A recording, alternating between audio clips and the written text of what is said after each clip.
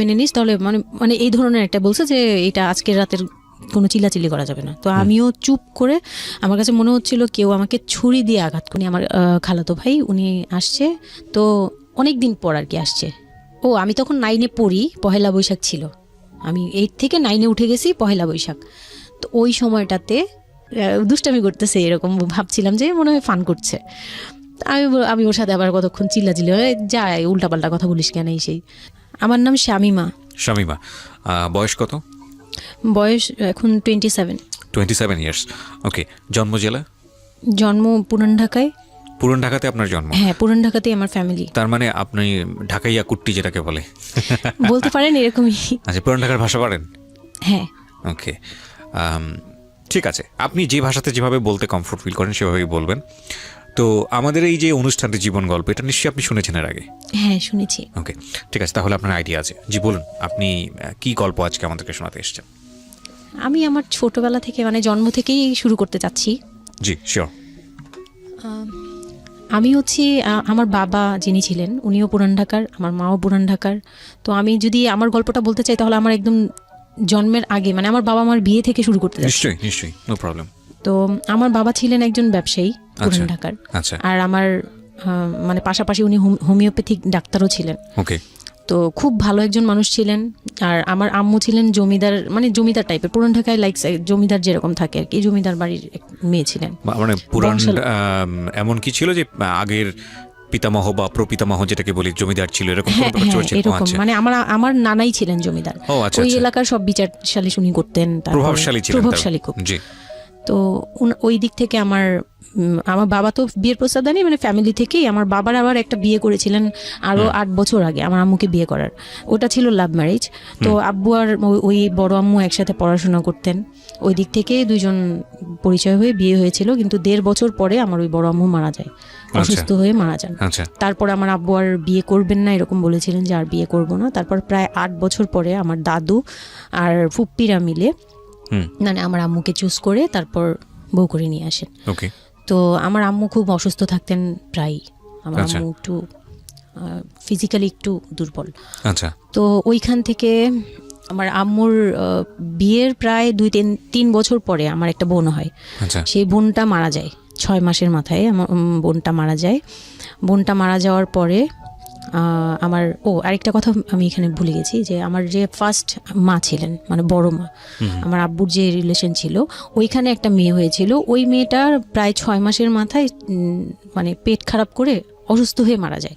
তো তার পরপরই আমার বড় মাও মারা যায়। তো ওইখানে হচ্ছে আমার ওই বাচ্চাটা ছিল মেয়ে বাচ্চা।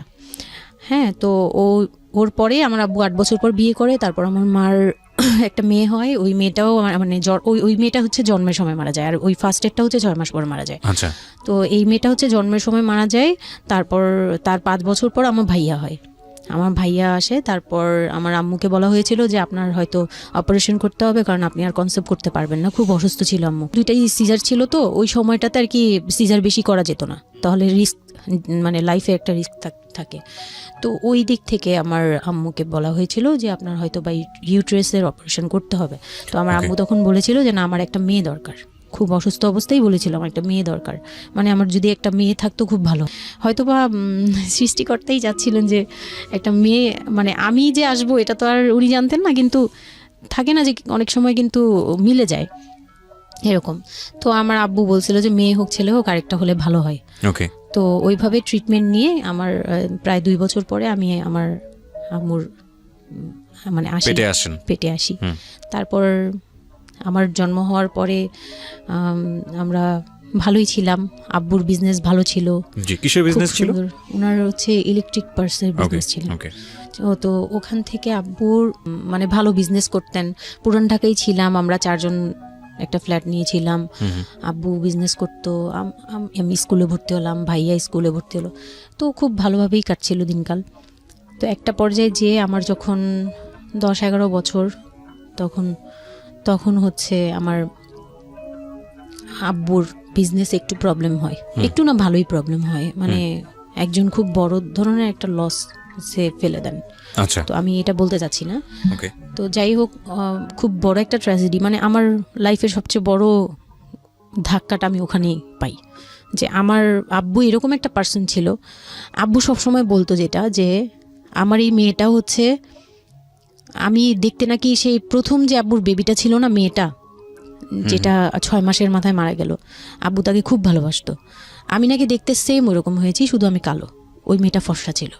তো আমি যখন জন্ম হই তখন আব্বু নাকি আমার ফেস দেখেই কান্না করে দেয় যে এটা আমার বড় বড় মেয়েটা যে ছিল তার মতো হয়েছে। তার মানে ও সেই, মানে আব্বুর ধারণা ছিল যে সেই আসছে, এরকম এরকম কিছু। তা আব্বু আমাকে অনেক আদর করতো, মানে অন্য অন্য বাবারাও আদর করে সব মেয়েদেরই, কিন্তু আব্বুর ভালোবাসাটা কেন জানি একদম ডিফারেন্ট ছিল, অনেক বেশি ভালোবাসতেন, অনেক বলার মতো না। সারাক্ষণ টেক কেয়ার, সারাক্ষণ, রাত নাই দিন নাই, সব সময়। আমার রাতে খুব বদভ্যাস ছিল, আমি রাত জাগতাম প্রচুর। প্রতি রাতেই আব্বু আমাকে হেঁটে হেঁটে ঘুম পাড়াতো কোলে নিয়ে। আচ্ছা। প্রায় 10 বছর 11 বছর পর্যন্ত আব্বু আমাকে কোলে নিয়ে ঘুম পাড়াতো, অনেক আদর করতো। আর যখন যেটা, তখন তো ছোট ছিলাম, যখন যেটা বলতাম আব্বু এখন এটা লাগবে, রাত দিন তো বুঝতাম না, আব্বু ওই সময় বের হয়ে যেত, মানে খুঁজতে বের হয়ে যেত কোথায় পাই এটা। আমার মেয়ে বলছে। তো ভাইয়ার সাথে খুব একটা এরকম হয় নাই, আমার সাথে বেশি হতো। তো ভাইয়া এটা নিয়ে একটু জেলাসও করতো, কারণ সাধারণতই কিন্তু মানে ভাই বোনের মধ্যে এই এটা থাকে, তো আমাদের মধ্যেও এরকম ছিল। তো আব্বু যখন বিজনেস লস হলো তখন খুব বেশি, মানে আব্বু ভেঙে পড়লো। আমরাও মোটামুটি, আমি তো আর বুঝি না, কিন্তু আমি তখন বুঝতাম যে আমার কিছু একটা কমতে যাচ্ছে, মানে কমতি হচ্ছে আমার, কারণ সব কিছু চাওয়ার পরপরই পাওয়া আর একটু লেট করে পাওয়া, এগুলো নিয়ে একটু মেন্টালি এতে পড়ে গেলাম। তো আব্বু বুঝতে দিত না, শুধু আম্মুকে বলতো যে ওদের বুঝতে দিবে না। আম্মু আমাদের বুঝতে দেয়নি, কখনো এরকমভাবে করেনি। কিন্তু একটা সময় দেখলাম কি আব্বু বাসা চেঞ্জ করছে, ছোট বাসা নিচ্ছে, মানে এগুলো খুব ব্রেনে গিয়ে লাগলো যে ছোট বাসা কেন, আর এরকম কেন হচ্ছে। আব্বু আস্তে আস্তে ব্যবসা গোটাচ্ছে, নতুন কিছু করার চিন্তা করছে, মানে এগুলো নিয়ে আমিও খুব ডিপ্রেসড হয়ে গেলাম। তখন আমি ক্লাস 6-এ 7-এ পড়ি, এরকম হবে 7 থেকে 8-এ উঠবো এরকম। তো আব্বু সব কিছু গুটিয়ে চলে যাচ্ছিল ওনার এলাকায়, মানে দয়াগঞ্জের ওই সাইডে, মানে আমার দাদির এলাকা যে সাইডটা, ওই সাইডটাতে চলে যাচ্ছে। ওখানে চলে যাচ্ছে, বলছে আমি ওখানেই বিজনেস করবো, ওখানে একটু মানে রুম রেন্টও কম, আমি ওখানেই চলে যাব। আর আব্বুর যে ফ্ল্যাট একটা কিনেছিল, আব্বু এর মাঝখানে একটা ফ্ল্যাট কিনেছিল কিস্তিতে, তো ওইটাও সেল করে দেয়, সেল করে বিজনেসে ওইটাও ইনভেস্ট করে। এটা একটা বোকামি করে আমার আব্বু। যাই হোক, উনিও বুঝতে পারেনি। তো ওখানে যাওয়ার পরে সেখান থেকে আব্বু আর কিছু করতেই পারলো না। আর আমাকে করলো কি, ওই সাইডটা একটু মানে রাফ এলাকা, তো যে এলাকায় আব্বুরা মানে ওখানে গেল একটু অন্য ধরনের, মানে একটু ইফটিজিং বেশি হয়, এইসব প্রবলেম ফেস করতে। আর আব্বু তো আমাকে বাসা থেকে বের হতে দিত না, আর ওই সময় আমাকে বোরকা পরাতো। তখন 10-11 বছর বয়স, কিন্তু ওই সময় আমাকে বোরকা পরাতো। তো ওই দিক থেকে চিন্তা করেছে যে এখান থেকে স্কুল চেঞ্জ করতে হবে, 8-এ উঠে যাচ্ছে মেয়েটা, তো এখান থেকে স্কুল না চেঞ্জ করে ওর মামার বাসায় থাকুক, আমার ছোট মামার বাসায় আর কি। আমরা তো নানু বাড়ি তো আমার ওইখানেই, বংশাল সাইডে আর কি। তো ওইখানে আমার মামা বাসায় নানু বাড়িতে রেখে আমার আব্বু যায়, কিন্তু রাখতে চায় না প্রথমে। আমার আম্মু খুব রিকোয়েস্ট করে যে এখানে ভালো থাকবে। আর আমার মামা ওইখানকার, আবার নানার পরে আমার মামাই ওখানে মোটামুটি প্রভাবশালী, মানে নানার যে প্রভাবটা ওটা আমার মামা পেয়েছে, মানে ওখানে বিচার টিচার যা হয় সব মামা করে, এখনও করে। তো ছোটো মামার বাসায় গেলাম, মামি আমাকে খুব আদর করতেন, মামি আমাকে অনেক স্নেহ করেন, সত্যি কথা এখনও অনেক স্নেহ করেন, কিন্তু আমার যাওয়া হয় না, ওটা আমি পরে বলছি। তো ওখানে ছিলাম, মামার বাসায় গেলাম, খালার ছেলে, বড় ছেলে, হ্যাঁ, উনি হচ্ছে আমার মানে মামার বাসায় আসছে হঠাৎ করে। আমি জানতাম না যে কেন আসছে, মাঝে মাঝে দেখা হলে সালাম দিতাম। কি নাম ওনার নাম রিপন। ওকে। তো উনি হচ্ছে আমার মামার বাসায় আসছে। আপনার খালাতো ভাই? উনি আমার খালাতো ভাই, উনি আসছে। তো অনেক দিন পর আর কি আসছে। আমি তখন 9-এ পড়ি, পহেলা বৈশাখ ছিল, আমি 8 থেকে 9-এ উঠে গেছি পহেলা বৈশাখ। তো ওই সময়টাতে তাকে দেখলাম যে সে আমাদের বাসায়, রিপন। হ্যাঁ। তো আমি সালাম দিলাম, ভাইয়া কেমন আছেন, কারণ উনি আমাদের অনেক সিনিয়র। আপনি তখন ক্লাস 9-এ পড়েন? হ্যাঁ, 8 থেকে 9 আর কি। 8 থেকে 9, ওকে। হ্যাঁ। তো ওই সময় আমি দেখে বললাম, ভাইয়া কেমন আছেন, চা খাবেন? তো আমার মামা বললো, হ্যাঁ চা বানিয়ে নিয়ে আসো। তো আমি গিয়ে পরে শুনি যে আমার মামাতো ভাই আমাকে বলতেছে যে আমার মামাতো ভাই আবার আমার একদম মানে আপন ভাইয়ের চেয়েও বেশি বলবো, কারণ ওর সাথে আমি সব কিছু, মানে ও আর আমি একসাথে বড় হয়েছি, কখনো মনে হয়নি যে এটা আমার মামাতো ভাই, নিজের ভাই মনে হতো। তো আমার বলতেছে যে তুই তো এখন আন্টি হয়ে যাবি, মানে দুষ্টুমি করতেছে যে তুই তো এখন বড় ভাবি হয়ে যাবি, হ্যান তেন। আমি বলি কেন? বলে রিপন ভাই না তোরে বিয়ে করতে চায়। তো আমি খুব হেসে দিলাম, হেসে দিলাম, মানে আমি বলতেছি যে দুষ্টামি করতেছে, এরকম ভাবছিলাম যে মনে হয় ফান করছে। আমি ওর সাথে আবার কতক্ষণ চিল্লাচিল্লি যায়, উল্টাপাল্টা কথা বলিস কেন এই সেই। তো এগুলা নিয়ে ওরা সবাই মিলে আমার সাথে বলতেছে, বলে কি কেমন কথা বলো। উনি বয়সে কত বড় ছিল আপনার থেকে? আমার তখন 13 আর উনার তখন ধরেন 37। 24 বছরের বড়, মানে আপনার না 24 বলতে এখানে, হ্যাঁ 24 বছরই তো বড়, তাই তো? ও মাই গড, ওকে। তো উনি তখন, আমি ভাবতেই পারিনি যে এই লোকটার সাথে আমার বিয়ে দিবে সবাই। মানে ও বললে তো এটা পাগলামি মনে করার কথা, যে এটা একটা পাগলামি, এটা কেমন কথা ক্লাস 9 এ পড়া যে উনি যদি মানে লিগ্যাল বয়সে বিয়ে করতে হয় তো আমার সমান একটা বাচ্চাই থাকতো। হ্যাঁ, তা আমি না ভাবতেই পারিনি তখন। তারপরেও না আমি চুপ হয়ে গেছি, আমি এই ব্যাপারে ডিসিশন দেওয়ার মতো বয়স আমার ছিল না, জ্ঞানও ছিল না। তো হুট করে আমার মামা মামি আমাকে জিজ্ঞেস করারও প্রয়োজন বোধ করেনি বা জানানোরও প্রয়োজন, কি কারণে জানি না, তবে ওনারাই ডিসিশন নিয়ে বলল যে আমার আব্বু আম্মুকে জানালো, আমার মেঝো খালা যে মানে আমার আম্মুর ইমিডিয়েট বড় যে, উনাকে আমার আব্বু আম্মুর কাছে পাঠায়। আর আমার আব্বু আম্মু তখন থাকে হচ্ছে তারই আমার এক ফুপির বাসায়, বাসা ভাড়া নিয়ে থাকে আর কি। তো ফুপির বাসায় থাকে, ফুপির নিজের বাসা, তো ওখানে থাকে। তো আব্বুর কাছে পাঠায়, তখন আমিও যাই ওই বাসায়। তো আমি তো আর জানি না এই কথা বলতে আসবে। আমি আবার ভাইয়ার সাথে বসে বসে গল্প করতে থাকি, ভাইয়া ছিল, ফুফাতো বোন ছিল, আমরা একসাথে গল্প করতে থাকি। তো হঠাৎ করে শুনি যে একটু মানে আমার খালা খুব জোরে সোরে বলতেছে, মানে চিল্লাচিল্লি করে বলতেছে যে যদি এই বিয়ে না হয় তাহলে আমাদের সাথে তোদের কোনো কন্ট্যাক্ট নেই, আজকে থেকেই বন্ধ। আচ্ছা, হ্যাঁ, এই বিয়ে হতেই হবে। কেন হতে হবে? আমার আব্বু বলছে কেন হতে হবে, আমার মেয়ে তো অনেক ছোট, ও তো এই সংসারের ভার নিতে পারবে না, বলো ওগুলো আমরা দেখবো, ওরে আমরা বাচ্চার মতো পালবো। মানে উনি বলতেছে আমি দায়ভার নিলাম, আমি সবকিছু নিলাম, এইভাবে বলতেছে আমি সবকিছু দেখবো, এগুলা নিয়ে কোনো টেনশনের কিছু নাই, নিজেদের মানুষ, এর চেয়ে ভালো কোনো অফার কোনো দিন পাবা না, মানে এর চেয়ে ভালো কোনো প্রস্তাব আসবে না, এই না সেই না, সেই অনেক কিছু বলতেছে। বৌমুকে কনভিন্স করতেছে যে এইটা যদি তোমরা হাতছাড়া করো তাহলে আর কখনো মেয়ের জন্য ভালো কিছু পাবা না, আর আমাদের সাপোর্ট তো জীবনেও পাবা না, তোমাদের একটা সাইড পুরো বন্ধ হয়ে যাবে, মানে আমাদের সাথে তোমাদের একদম রিলেশন শেষ, তোমাদের মেয়ে এখনই রেখে যাব, তোমরা কি করবা করো। তো আমার আব্বু ওই দিক থেকে একটু দুর্বল ছিল।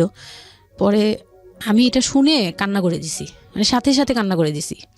তো আমার ভাইয়াও বুঝছে, আমাকে নিয়ে ছাদে চলে গেছে। আমার ফুফাতো বোন, ভাইয়ার এক খুব ক্লোজ ফ্রেন্ড ছিল, ছোটবেলার বন্ধু, সেও আমাকে খুব আদর করতো বোনের মতো, সেও গেল উপরে, বলতেছে আপু তুই কান্না করিস না, আমরা দেখতেছি কি করা যায়। তো আমার ভাইয়া বলতেছে, বলে কি আমি ওরে নিয়ে কোথাও পালিয়ে যাই, আমার মনে হচ্ছে যে আমি ওকে নিয়ে এখন কোথাও পালিয়ে যাই, যে রিপন ভাই এটা কিভাবে এটা বলতে পারে যে বিয়ে করবে ওকে। তো আমি খুব কান্নাকাটি করছিলাম। আমার খালা চলে গেল, খালা চলে যাওয়ার পরে আমার ভাইয়া আব্বুকে যে কি বলছে জানি না, আব্বু আবার ছাদে আসছে, আমি কান্না করতেই আসি, মানে তখন কন্টিনিউ কান্না করতেছি। তো আমার আব্বু ছাদে এসে যেটা বললো যে, আমার আব্বু তখন বললো যে, বলে আমি তোমাকে নিয়ে মানে বনে চলে যাব দরকার পড়লে, কিন্তু আমি ওর কাছে তোমাকে দিব না। তো আমি দেখলাম যে আব্বু ফিজিক্যালি, মেন্টালি, আর্থিকভাবে সব দিক থেকে দুর্বল, এখন আমাকে নিয়ে যদি বের হয় সে পারবে না, এটুকু বুঝলাম, তার দ্বারা সম্ভব না এটা। পরে আমাকে বললো যে তুমি যদি রাজি থাকো তাহলে আমার কোনো আপত্তি না, যদি তুমি বলো যে না আব্বু আমি রাজি না, তুমি শুধু একবার বলো, তাহলে আমি তোমাকে নিয়ে বের হয়ে যাবো, আমরা বাবা মেয়ে কই থাকবো কেউ জানার দরকার নেই। আপনার মার কি ভূমিকা ছিল এই সময়? আমার মা তখন বলতেছে যে দিবে, আমার মা ইচ্ছা ছিল যে দিবে, কারণ আমার মা তখন এই জিনিসটা বুঝে না, মানে আমার মা এমনিতেও অনেক সৎ সরল, সত্যি কথা বলতে ওনার দোষ না এটা, সেইটা বুঝতো না যে এই যে ডিস্টেন্সে বিয়ে দিলে এই বিয়েগুলো টিকে না, বা 24 বছর বয়সের ডিফারেন্স, এগুলো নোট করবেন এবং খুব ইম্পর্টেন্ট, আসলে খুবই ইম্পর্টেন্ট, কারণ বয়সের গ্যাপটা না ঠিক আছে, কিছু কিছু মানুষের জীবনে যে ব্যতিক্রম ঘটে না তা কিন্তু না, কিন্তু এই ব্যতিক্রমটা যদি আমরা উদাহরণ হিসেবে নিয়ে সবার উপর চাপিয়ে দেওয়ার চেষ্টা করি তাহলে কিন্তু সেটা সম্ভব নয়। ঠিক আছে, একটু খেয়াল করবেন, 24 বছরের ডিফারেন্স হচ্ছে ও এবং ওর খালাতো ভাই রিপনের মধ্যে। ও যখন 13 বছর তখন ওর খালাতো ভাই হচ্ছে 37। So it's a huge gap. সাধারণত বলা হয়ে থাকে 4-5 বছরের গ্যাপ ইজ ওকে, কিন্তু এর থেকে বেশি না হওয়াটাই বেটার। সেক্ষেত্রে 24 বছর, কোথায় 4-5 বছর আর কোথায় 24 বছর। হ্যাঁ, দেন হচ্ছে ওই বিয়েটা মানে আপনি কি বললেন? এখন তো আমি সিদ্ধান্ত তখন- আসলে আপনার জায়গায় ছিল। সিদ্ধান্ত আমার জায়গায় বলতে আমি তখন 13 বছর বয়স, তো মানে আমি তখন প্রেমও করিনি একটাও। মানে একটা এজ থাকে কিন্তু সবকিছুরই, মানে তখন দেখতাম যে আশপাশে মানে যারা কলেজে পড়ে, আমার একটা টার্গেট ছিল যে আমিও একদিন কলেজে পড়বো, যাব। আমার ভাইয়াও বলতেছে, বলে আমিও আপনার সাথে যাব। তো আমি দেখতেছি আব্বু এমনিতেই 1 থেকে 1.5 বছর বা 2 বছর ধরে এরকম সার্ভাইভ করতেছে, মানে নিজে যুদ্ধ করে পারতেছে না, কাজকর্ম সব কিছু বন্ধ হয়ে গেছে, মানে বিজনেস টিজনেস সব গুটিয়ে ফেলছে। তারপর উনি যে এখন নিজে চলবে ওইটাই চলতে পারতেছে না, মানে খুব কষ্ট হচ্ছে আমাকে। আমার মতো মানে আমাকে যেখানে উনি একটা রাত 24 ঘন্টা একবার হলো আমাকে দেখতে হতো, ওই জায়গায় আমার মামার বাসায় ফেলে রাখছে। প্রতিদিন হেঁটে যেত, দেখে আসতো, একবার হলেও দেখে আসতো, মানে এরকম কষ্টগুলো করছে। ওই দিক থেকে চিন্তা করে দেখলাম যে না, আমার আসলে উনাকে প্রেশার দেওয়া উচিত না, ওনার উপর ছেড়ে দিই। তখন আর কি এটাই মাথায় কাজ করছে যে আব্বু আপনি যেটা বলবেন সেটাই। পরে তার 1 সপ্তাহের মধ্যে 14 এপ্রিল পহেলা বৈশাখ আর 23 তারিখে আমার এঙ্গেজমেন্ট হয়। এঙ্গেজমেন্ট হয়ে যায়। হ্যাঁ, ওই উনি একদম খুব তাড়াহুড়া করে যে এঙ্গেজমেন্ট হতে হবে, বিয়ে হতে হবে খুব শীঘ্রই। তো ওইভাবে এঙ্গেজমেন্ট হয়। মানে এঙ্গেজমেন্টের পরেও আমি একদম স্টপ, আমার মাথায় কিছুই, তখন আমি পুরোপুরি ব্ল্যাঙ্ক, মানে আমি যে নিজের থেকে কিছু বলবো কিছু করব আমার ভিতরে ওইগুলো আর কাজ করছিল না। স্কুলে যাইতাম, অনেক সময় যাই না, এরকম আর কি, যে যেতে ইচ্ছে করলে যাই, না ইচ্ছে করলে যাই না, ওকে, এরকম হয়ে গেলাম। এঙ্গেজমেন্টের 3 মাস পরে বিয়ে হওয়ার কথা ছিল, কিন্তু ঘুরতে ঘুরতে 4 থেকে 5 মাস ইয়ে হলো। তো 2004-এ 4 থেকে 5 মাসের মধ্যে সে আমার সাথে অনেকবার দেখা করতে চাইছে, কেউ দেখা করতে দেয়নি, কারণ আমার ফ্যামিলি খুব রেস্ট্রিক্টেড ছিল এইসব ব্যাপারে, কেউ দেখা করতে দেয়নি। আর আমিও ভয় পেতাম, তো আমি খুবই ভয় পেতাম, উনাকে অনেক ভয় পেতাম, সোজা কথা আমি উনাকে খুব ভয় পেতাম। তো এর মাঝখানে এক ভাবি, আমার নানু বাড়িতে ছিলাম, তো মানে মামার বাড়ি, আমার মামার নিজের বিল্ডিং হচ্ছে একটা, আর নানু বাড়ি পুরোনোটা, যেটা পুরোনো বাড়ি, ওখানে তো আমার সব জয়েন্ট ফ্যামিলি, মানে আমার অন্য মামারা এবং মামাতো ভাইয়ের বউরা সবাই একসাথে থাকে। তো আমার এক মামাতো ভাইয়ের বউ তাকে খুব রিকোয়েস্ট করছে যে ভাবি আপনি ওকে একটু ডেকে দেন, কথা বলবো। তো আমার মামাতো ভাইয়ের বউ মনে করছে যে সে তো তাদের তো বিয়েই হচ্ছে, তো সমস্যা কি, ডেকে দিই। তো আমাকে আর বলে নাই। প্রথম একবার আমাকে বলছিল যে দেখা করে দিবে, তখন আমি বলছি না আমি যাবো না, আমি দেখা করবো না, আমার খুব ভয় লাগতো। তখন আমার বিয়ের মনে হয় 1.5-2 মাস আগের কথা এটা। তো আমার মামাতো ভাইয়ের বউ আমাকে ডাকছে যে কিছু একটা বলে, মানে জামা বানানো বা সামহাও এরকম কিছু একটা, অনেক বছর আগে, তো ভুলেও গেছি যে কি একটা কারণে আমাকে ডাকছে সে। তো আমি গেলাম, একদম মনের অজান্তেই গেলাম। গিয়ে পরে রুমে গেছি, পরেই দেখি হইলো মানে রিপন বসে আছে। তো বসে আছে দেখে না আমার একদম খুব একটা আঘাত লাগলো যে ভাবি আমাকে এইভাবে নিয়ে আসলো। আর ভাবি তো মজা করে, মানে ওনারও দোষ না, উনি ভাবতেছে যে নতুন বিয়ে হবে, ওদেরকে একসাথে করিয়ে সেই। তো উনি বললো কি আচ্ছা তোরা বস, আমি চা নিয়ে আসি, এরকম বলে উঠে গেল না। আমার আরও ভয় লেগে গেছে। আর তখন আমি গিয়ে দেখতে পারলাম যে ওই লোকটার আচরণ খুবই খারাপ। মানে আমার কাছে তখন মনে হয়েছে যে কেন মনে হলো এটা, কেন মনে হলো, হুট করে ভাবি যখন গেল, সে সাথে সাথে আমার পাশে এসে বসছে এবং আমাকে মানে খুব মানে নোংরাভাবে টাচ করতেছে। তখন আমার বয়স খুব ছোট, তো স্বাভাবিক না এটা আমার কাছে ভালো না লাগার কথাই, কারণ আমি তাকে বড় ভাই জানি। এক্স্যাক্টলি, মানে কয়দিন আগেও তো সালাম কালাম দিয়ে দূরে থেকে কথাবার্তা বলতাম, বড় ভাইয়া বলতাম, সবাই মানে তাকে বড় ভাইয়াটাকে আমিও বড় ভাইয়া ডাকতাম ওই ইয়ে থেকে। আর সেই লোকটা এসে আমাকে মানে খুব অপ্রীতিকর ভাবে জড়িয়ে ধরতেছে, তারপর জড়াজড়ি করতেছে, মানে খুব ঘেন্না লেগে গেল। আমি খুব জোরাজোরি করে আমি বললাম আমি এখন চিল্লাচিল্লি করবো, মানে তখন আমার খুব খারাপ লাগতেছিল, তখন বললাম আমি চিল্লাচিল্লি করবো বলে আমি একটু জোরে বলছি। পরে উনি আমাকে ছেড়ে দিছে, আমি এমন দূর দিছি একবারে সরাসরি মানে মামার বাসায় চলে গেছি, আর আসিনি। আর ওখানে গিয়ে অনেক কান্নাকাটি করছে যে এখন তো নাও করা যাবে না, আর এই লোকটা এরকম কেন, এই লোকটা তো তাহলে বিয়ের পরে, মানে আমার একটা ভয় ঢুকিয়ে গেছে যে এই লোকটা তো তাহলে আমাকে না জানি কি করবে, এরকম একটা ভয় ঢুকিয়ে গেছে। তখন তো ছোট ছিলাম, আর আমাদের ওই সময়টাতে তো এত মিডিয়া ছিল না যে আমরা এত কিছু বুঝবো যে এই আর কি। তো ওখানে তারপর 1.5 থেকে 2 মাস পরে বিয়ে হলো। এর মাঝখানে অনেকবার ফোন টোন করতো, ইয়ে করতো, আমি রেসপন্স করতাম না। তো বিয়ে যেদিন হলো বিয়ের রাতের কথাটা কি বলবো? নিশ্চয়ই আপনার যদি মনে হয় যে বিষয়টা সামাজিকতার জায়গাটা থেকে খুব সেন্সিটিভ, একটা মেয়ের মানসিকতার জায়গাটা থেকে, যেটা আসলে এটা আমার বলার মতো শক্তিও নাই। সত্যি কথা বলতে আমি এটাই আমার লাইফের সবচেয়ে বড় ট্র্যাজেডি, বিয়ের রাত। হয়তো আপনি খেয়াল করছেন কিনা জানি না, কিন্তু আপনি মাঝখানে বললেন যে আমি অ্যাফেয়ার করবো কিভাবে, আমার মন তো তখনই ভেঙে দিছে। আমার ভিতরে একটা ভয় কাজ করে।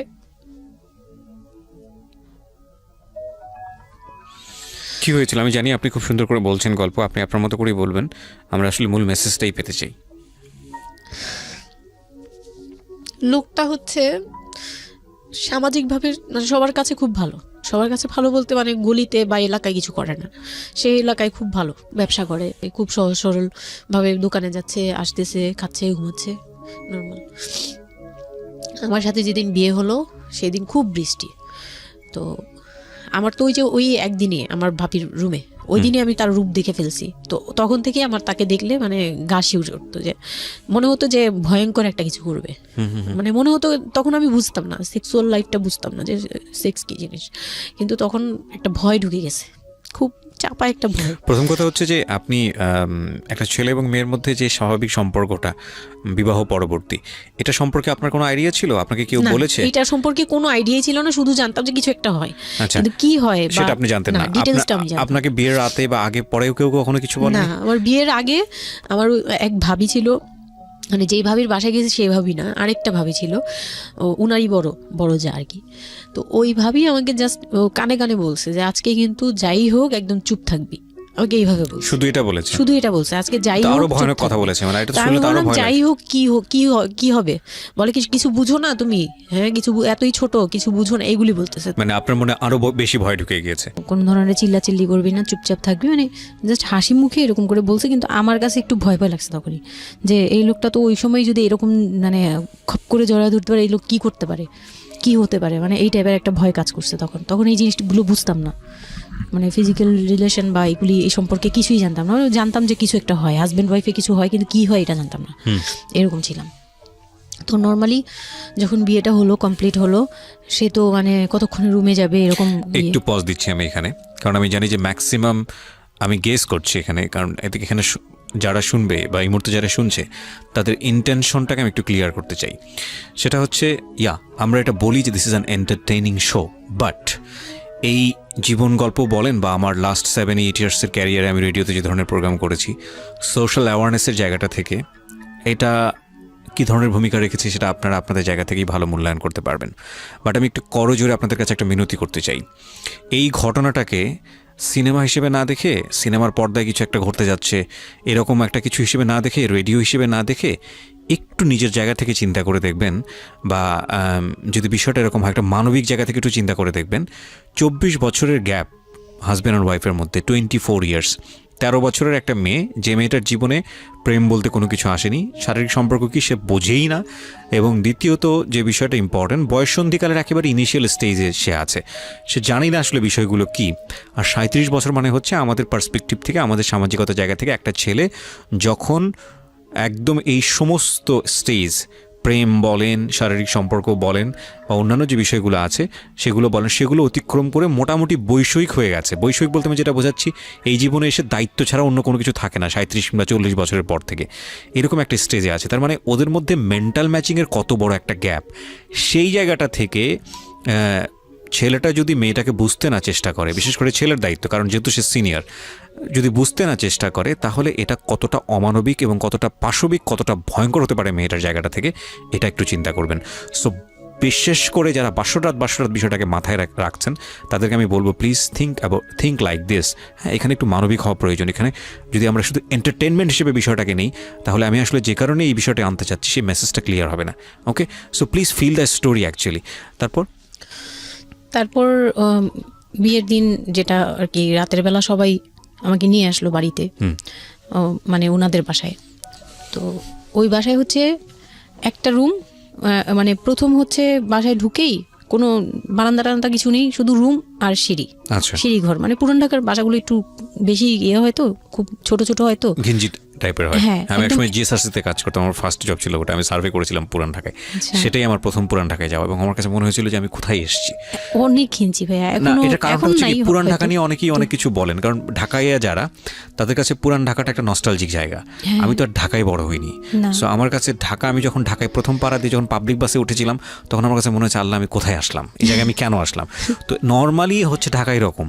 তারপরে যখন পুরান ঢাকায় গেলাম, পুরান ঢাকার সাথে আমার ওই ধরনের অ্যাটাচমেন্ট কখনোই ছিল ওটা না। অনেক বেশি, অনেক ঘিঞ্চি ভাইয়া। আমার মনে আছে চকবাজারের যেই চকবাজার নামে একটা যে জায়গা আছে, ওখানে হ্যাঁ, চুরি চকবাজার। পট্টি বা কি যেন একটা আছে না, যে মেয়েদের কসমেটিক্স বিক্রি করে, হ্যাঁ। ম্যাক্সিমাম হচ্ছে নকল, আমি জানি না এখন কি রকম আছে।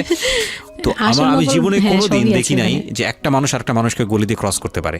এবং ইন্টারেস্টিং বিষয় হচ্ছে, এখানে তো মেয়েরা ঢোকেই না, এবং ওর ঢোকার পরে উপরে ছাদ, মানে এমনভাবে বিল্ডিংটা, অনেকগুলো বিল্ডিং মিলে ওই এলাকাটা, হ্যাঁ, ওখানে ধাক্কা আকাশ দেখা লাগবে, যায় না। মানে এরকম একটা অবস্থা যে একজন আরেকজনকে ক্রস করতে খুব ভয়ানক, মানে রীতিমতো ভয়ানক অবস্থা। আর আমি সার্ভে করেছিলাম, যেহেতু আমি বিল্ডিংগুলো সার্ভে করতাম, মানে অনেক, আমি একদম ইউনিভার্সিটিতে অনার্স দিয়ে, না অনার্সের থার্ড ইয়ার বা সেকেন্ড ইয়ারে থাকা অবস্থার ঘটনা এটা, আমি সার্ভে করেছিলাম বিল্ডিংগুলো। তো সেই সময় ওই সময়টাতে আমার একটু জানা হয়েছে আর কি। তো আসলেই ভয়ানক রকমের ঘিঞ্চি। হ্যাঁ, তো বলুন যেটা বলছিলেন। তো যেটা বলছিলাম যে ওই রাতে ওই একটা রুম, এরকম রুমের উপরে রুম, তার উপরে রুম, মানে সিঁড়ি রুম এরকম। আর প্রথম যে রুমটা, মানে নিচতলায় যে রুমটা ছিল, সেই নিচতলা রুমের সিঁড়ির নিচে ছিল চুলা আর বাথরুম, সিঁড়ি কর্নারে। ওকে, মানে এটা হচ্ছে তো নিজের বাড়ি, ওকে, এইটুকুই ছিল এই মানে লোকটা। 3টা রুম, মানে হচ্ছে হলো এক ধরনের বিল্ডিং, একটা বিল্ডিং, হ্যাঁ, একতলা, দুতলা, তিনতলা এরকম বিল্ডিং, বা 3টা রুম। বিল্ডিং, হ্যাঁ 3তলা বিল্ডিং, কিন্তু 3টা রুম, সিঁড়ি আর রুম। মানে নিচের কত যে- অল্প জায়গার মধ্যে এই জিনিসটা ম্যানেজ করেছে। হ্যাঁ, আমি পরে শুনেছি যে এটা আধা কাঠারও নিচে, আধা কাঠার নিচে, ওই তো হ্যাঁ, 1 আধা শতক, কাঠারও 1 শতক বা হাফ শতক জমি যেটাকে বলে। হ্যাঁ হ্যাঁ, শুধু একটা রুম আর সিঁড়ি, জাস্ট এইটুকু। তো ওইটুকুর মধ্যেই মানে বাড়িটা। তো ওই বাড়িতে আমার খালার বাড়ি ছিল, আমি তো প্রায়ই যেতাম, বেড়াতে যেতাম ছোটবেলায়। তো আমাকে নিয়ে গেল, আর 3তলার রুমে, সবচেয়ে পরের রুম যেটা, ওটাতে আবার আমার মানে মেঝো দেবর সম্পর্কে ছিল যে, সে আমাদেরও মানে আমার বিয়ের 12 বছর আগে বিয়ে করে ফেলছে। সে লাভ ম্যারেজ করছে, মানে উপযুক্ত বয়সে বিয়ে করছে। আর আমার হাজবেন্ড আবার ছিল যে, উনি আবার খুব লেটে বিয়ে করছে, মানে সেটা আমরা বুঝতেই পারছি, 37। হ্যাঁ, ফ্যামিলির দায়িত্ব পালন করে সবকিছু শেষ করে তারপর বিয়ে করছে। 37 আসলে খুব লেট না, কিন্তু 37 এর জায়গা থেকে 13 বিয়ে করাটা খুব অবিবেচক। হ্যাঁ, আমার জন্য তো সে অনেক বড়। রাইট। যাই হোক, তারপর ওই দেবরের যখন বিয়ের 12 বছর হয়ে গেছে, তখন উনি বিয়ে করছে। আর তো ওই ভাইয়া, মেজো ভাইয়া যে ছিলেন, তো মেজো ভাইয়ার রুমটা ছিল 3তলায়। আমি ওখানেই আমার বাসর ঘরটা করা হয়েছিল আর কি। তো ফুল টুল তেমন ভালো আনা হয়নি, সে খুব রাগারাগি করছে। ছোট ভাই যারা ছিল, এলাকার ছোট ভাইটাই, ওদের সাথে খুব রাগারাগি করছে আমার হাজব্যান্ড যে ছিলেন। এটা কোনো ঘর সাজানো হলো এই সেই বলে টলে বলতেছে, এখন তোমরা বের হও, অনেক হয়েছে, এখন তোমরা যাও, মানে খুব রাগারাগি করতেছে। তো আমি রাগ দেখে আরো ভয় পেয়ে গেছি প্রথম রাত। তারপরে আবার আমি মানে এই অবস্থায় আসছি, বউ হয়ে আসছি, আমার শরীরে ভারী গহনা, শাড়ি টাড়ি, মানে আমি এগুলোর ওজন নিতে পারছি না। 4-5 ঘন্টা হয়ে গেছে আমাকে এগুলো পরায় রাখা হয়েছে, ভারী মেকআপ দেওয়া হয়েছে, আমি এগুলো কখনো ইউজ করিনি ফার্স্ট লাইফে। মানে আমি দেবীর মতো সেজে বসে আছি, এরকম একটা ইয়ে। তো খুব ভয়েও কাজ করছে, নার্ভাসনেস। তারপর এখন কি হবে, সবাই বের হয়ে গেলে কি হবে, এটা একটা টেনশন। আর শুধু মানে কেমন জানি একটা ফিল, যেটা সাধারণত নর্মালি হওয়া উচিত একটা ছেলে এবং একটা মেয়ের জায়গাটা থেকে। এটা হচ্ছে জীবনের সবচেয়ে সুন্দরতম মুহূর্তের একটা, রাইট? আমরা সেটাই চিন্তা করি না। একটা মেয়ের জীবনে স্বপ্ন থাকে তার একটা বাসরাত কিংবা ফুলসজ্জার রাত, আমরা যেটাই বলি সেটা নিয়ে। একটা ছেলের জীবনেও নিশ্চয়ই থাকে, এবং সেটা চমৎকার হয়ে সারা জীবন স্মৃতি হয়ে থাকুক, এরকম কিছু একটা থাকে। এবং সেখানে বিষয়টা যদি এরকম হয় যে একটা মেয়ের জীবনে আতঙ্কের রাত এবং ভয়ানক রকম আতঙ্কের লাইফে সবচেয়ে বড় আতঙ্কের রাত ছিল ওটা। তাহলে আপনি চিন্তা করে দেখতে পারেন, এবং সেটাকে যারা আজকে এই রেডিও যারা শুনে, যারা এটাকে এন্টারটেনমেন্ট হিসেবে নিচ্ছেন, তাদের জায়গা থেকে আমি বলতে পারি যে এখানে নিজেরও কিন্তু একটা পরিচয়ের বিষয় আছে। হ্যাঁ, মানে নিজের পরিচয়টা নিজের কাছে কি দিচ্ছেন একটু চিন্তা করে দেখেন। ঘটনার ভেতরে ঢোকার চেষ্টা করুন, এই মেয়েটার মানবিক অনুভূতিটাকে জানার চেষ্টা করুন, অন্য কিছু নয় প্লিজ। কজ আমরা আমাদের সামাজিকতার জায়গাটা থেকে মেয়েদের এই বিষয়গুলোকে উইথড্র করে বা না ভেবে তাদেরকে কখনো কখনো সারা জীবনটা ধ্বংসের দিকে ঠেলে দিই। হয়তো মেয়েটার ক্ষেত্রে এরকমই কিছু হয়েছে, আমরা একটু সামনের দিকে আগাবো। জি, তারপর উনি আমাকে, আমি তখন শাড়ি টাড়ি পরা, গহনা পরা। তো খুব নর্মালি সবাই চলে গেল পরে খুব নর্মালি আমাকে বলতেছে যে ড্রেসটা চেঞ্জ করো, শাড়িটা চেঞ্জ করো, গহনা টহনা চেঞ্জ করো। তো আমি আমার লাগেজ থেকে একটা 3 পিস নিলাম, ওই 3 পিসটা নিয়ে ওয়াশরুমে চলে গেলাম। ওয়াশরুম বলতে ওই যে উপরের রুমেই একটা ওয়াশরুম আছে, আর নিচের রুমে মানে উপরের রুমে তো আর সিঁড়ি ঘর নাই, সিঁড়ি ঘরটাতেই একটা ওয়াশরুম ছিল, ছোট্ট একটা টয়লেট ছিল। ওইটাতে গিয়ে আমি চেঞ্জ করলাম খুব কষ্টে, চেঞ্জ করে তারপর মুখের মেকআপ টেকআপ এগুলো ওয়াশ করে আসলাম। তারপর আসার পরে উনি বলতেছে উজু করে আসো। হ্যাঁ, তো আমি উজু করলাম, উনি উজু করছে করে, মানে প্রথম রাতে নাকি নামাজ পড়তে হয় সবাই বলে দিছে, তো ওই নামাজ পড়লো আমাকে নিয়ে। নামাজ পড়ার পরে বেডে গেলাম, মানে আমি বিছানায় যে বসলাম, খুব ভয়ে ভয়ে আছি যে কি বলবে কি করবে জানি না। তো উনি আমার পাশে এসে বসে আমাকে ফার্স্ট কথা যেটা বললো, মানে এইটাই ফার্স্ট কথা ছিল যে আমি তো ওই ফ্যামিলির বড় ছেলে, আর তুমি তো আমাদের ফ্যামিলির সবাইকেই চিনো জানো, তোমার তো আর চেনা জানার দরকার নেই। আর আমার তখন ওনার মা মারা গেছে 3-4 বছর, মানে 3 বছর হবে এরকম, 3 থেকে 4 বছর এরকম হবে। বলে আমার মা মারা যাওয়ার পরে আমি এখন সংসার দেখি, আমার হয়ে আমার মার জায়গাতে এখন তুমি। এটা শোনার পর আমার কাছে মনে হলো আস্ত একটা বাড়ি আমার মাথার উপর পড়লো। এটা আমি যেখানে নিজের মানে এটাও একটা বিষয়। ওই কথাটা কিন্তু খুব সুন্দর বলেছে, মানে ওর 37 ইয়ার্সের জায়গাটা থেকে এটা খুব সুন্দর একটা কথা। কিন্তু কথা হচ্ছে 13 বছরের একটা মেয়ে কেন এটা বুঝতে যাবে? ও কিন্তু এটাই বুঝেছে যে এই এত 3 তলা একটা বাড়ি, 3 রুমের একটা বাড়ি ওর মাথার উপরে দিয়ে দেওয়া হলো। দেখুন, এই জিনিসটাই আমি আপনাদেরকে বোঝানোর চেষ্টা করছি যে আসলে সব কিছুর একটা বয়স থাকে। হ্যাঁ, এবং ছেলেটার জায়গা থেকে কিন্তু খুব সুন্দর নামাজ পড়েছে, বসছে, এখন পর্যন্ত আমাদের কাছে ভালোই লাগছে শুনতে। কিন্তু এটা আসলেই কেউ বুঝতে চাইবে? 13 বছরের মেয়েটাকে এই জিনিসটা বুঝতে চাইবে? এইটা বোঝাটা জরুরি ছিল। হ্যাঁ, তারপর উনি যেটা বলছে যে আমার ভাই বোন আছে, সবাই আমার ছোট, কিন্তু আমার তো প্রায় 10-12 বছরের বড়। ওনার যে 10-12 বছরের ছোট, সে আমার 12-13 বছরের বড়। মানে তাকে আমি ছোটবেলা থেকে এইভাবে দেখে অভ্যস্ত।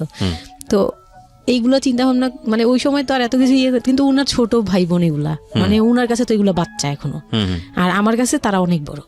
আমি তাদেরকে কি টেক কেয়ার করবো, তারা আমাকে করবে, মানে আমার এরকম একটা বিষয়টা তাই।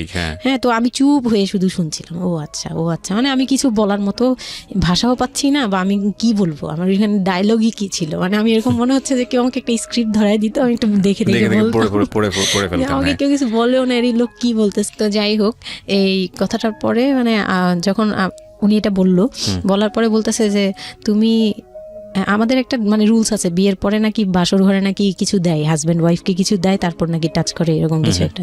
তো আমাকে বলতেছে যে তোমার কি আমার উপর কোনো দাবি আছে, মানে এগুলো আমি জানতাম না, এগুলো আমি অনেক পরে গিয়ে শুনছি, এগুলো অনেক পরে গিয়ে জানছি যে এই সময় নাকি কিছু চাইতে হয়, মানে এই সময় যা চাইবে তাই দিতে হবে, এরকম কিছু একটা। তো এটাও আমাকে কেউ বলে দেয়নি। আমি এই সময় একটা লসে পড়ে গেলাম না, মানে এরকম মনে হচ্ছে এখন আর কি, তখন আমাকে এটা কেউ বলে নাই। বাই দ্য ওয়ে, আমরা যার গল্প আজকে এখানে শুনছি উনি হচ্ছেন শামীমা। ওনাকে যদি আপনারা দেখতে চান, আমাদের যিনি আজকে গেস্ট, আমরা একটা ছবি দিয়ে দিয়েছি আমার ফেসবুক পেজে, আমার পার্সোনাল পেজটাতে, www.facebook.com/kibriya.rj। আমি আবারও বলছি, www.facebook.com/KEBRIA.RJ। পেজটি আছে আরজি কিবরিয়া নামে। লাইক দিতে ভুল করবেন না, অবশ্যই লাইক দেবেন।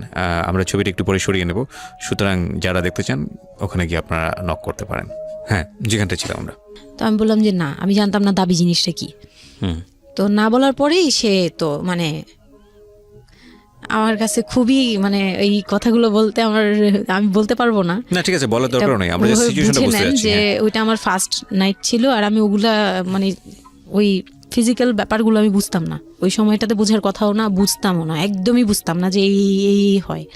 তো যখন উনি শুরু করলো, শুরু থেকে শেষ পর্যন্ত মানে খুব অল্প সময়ের মধ্যে খুব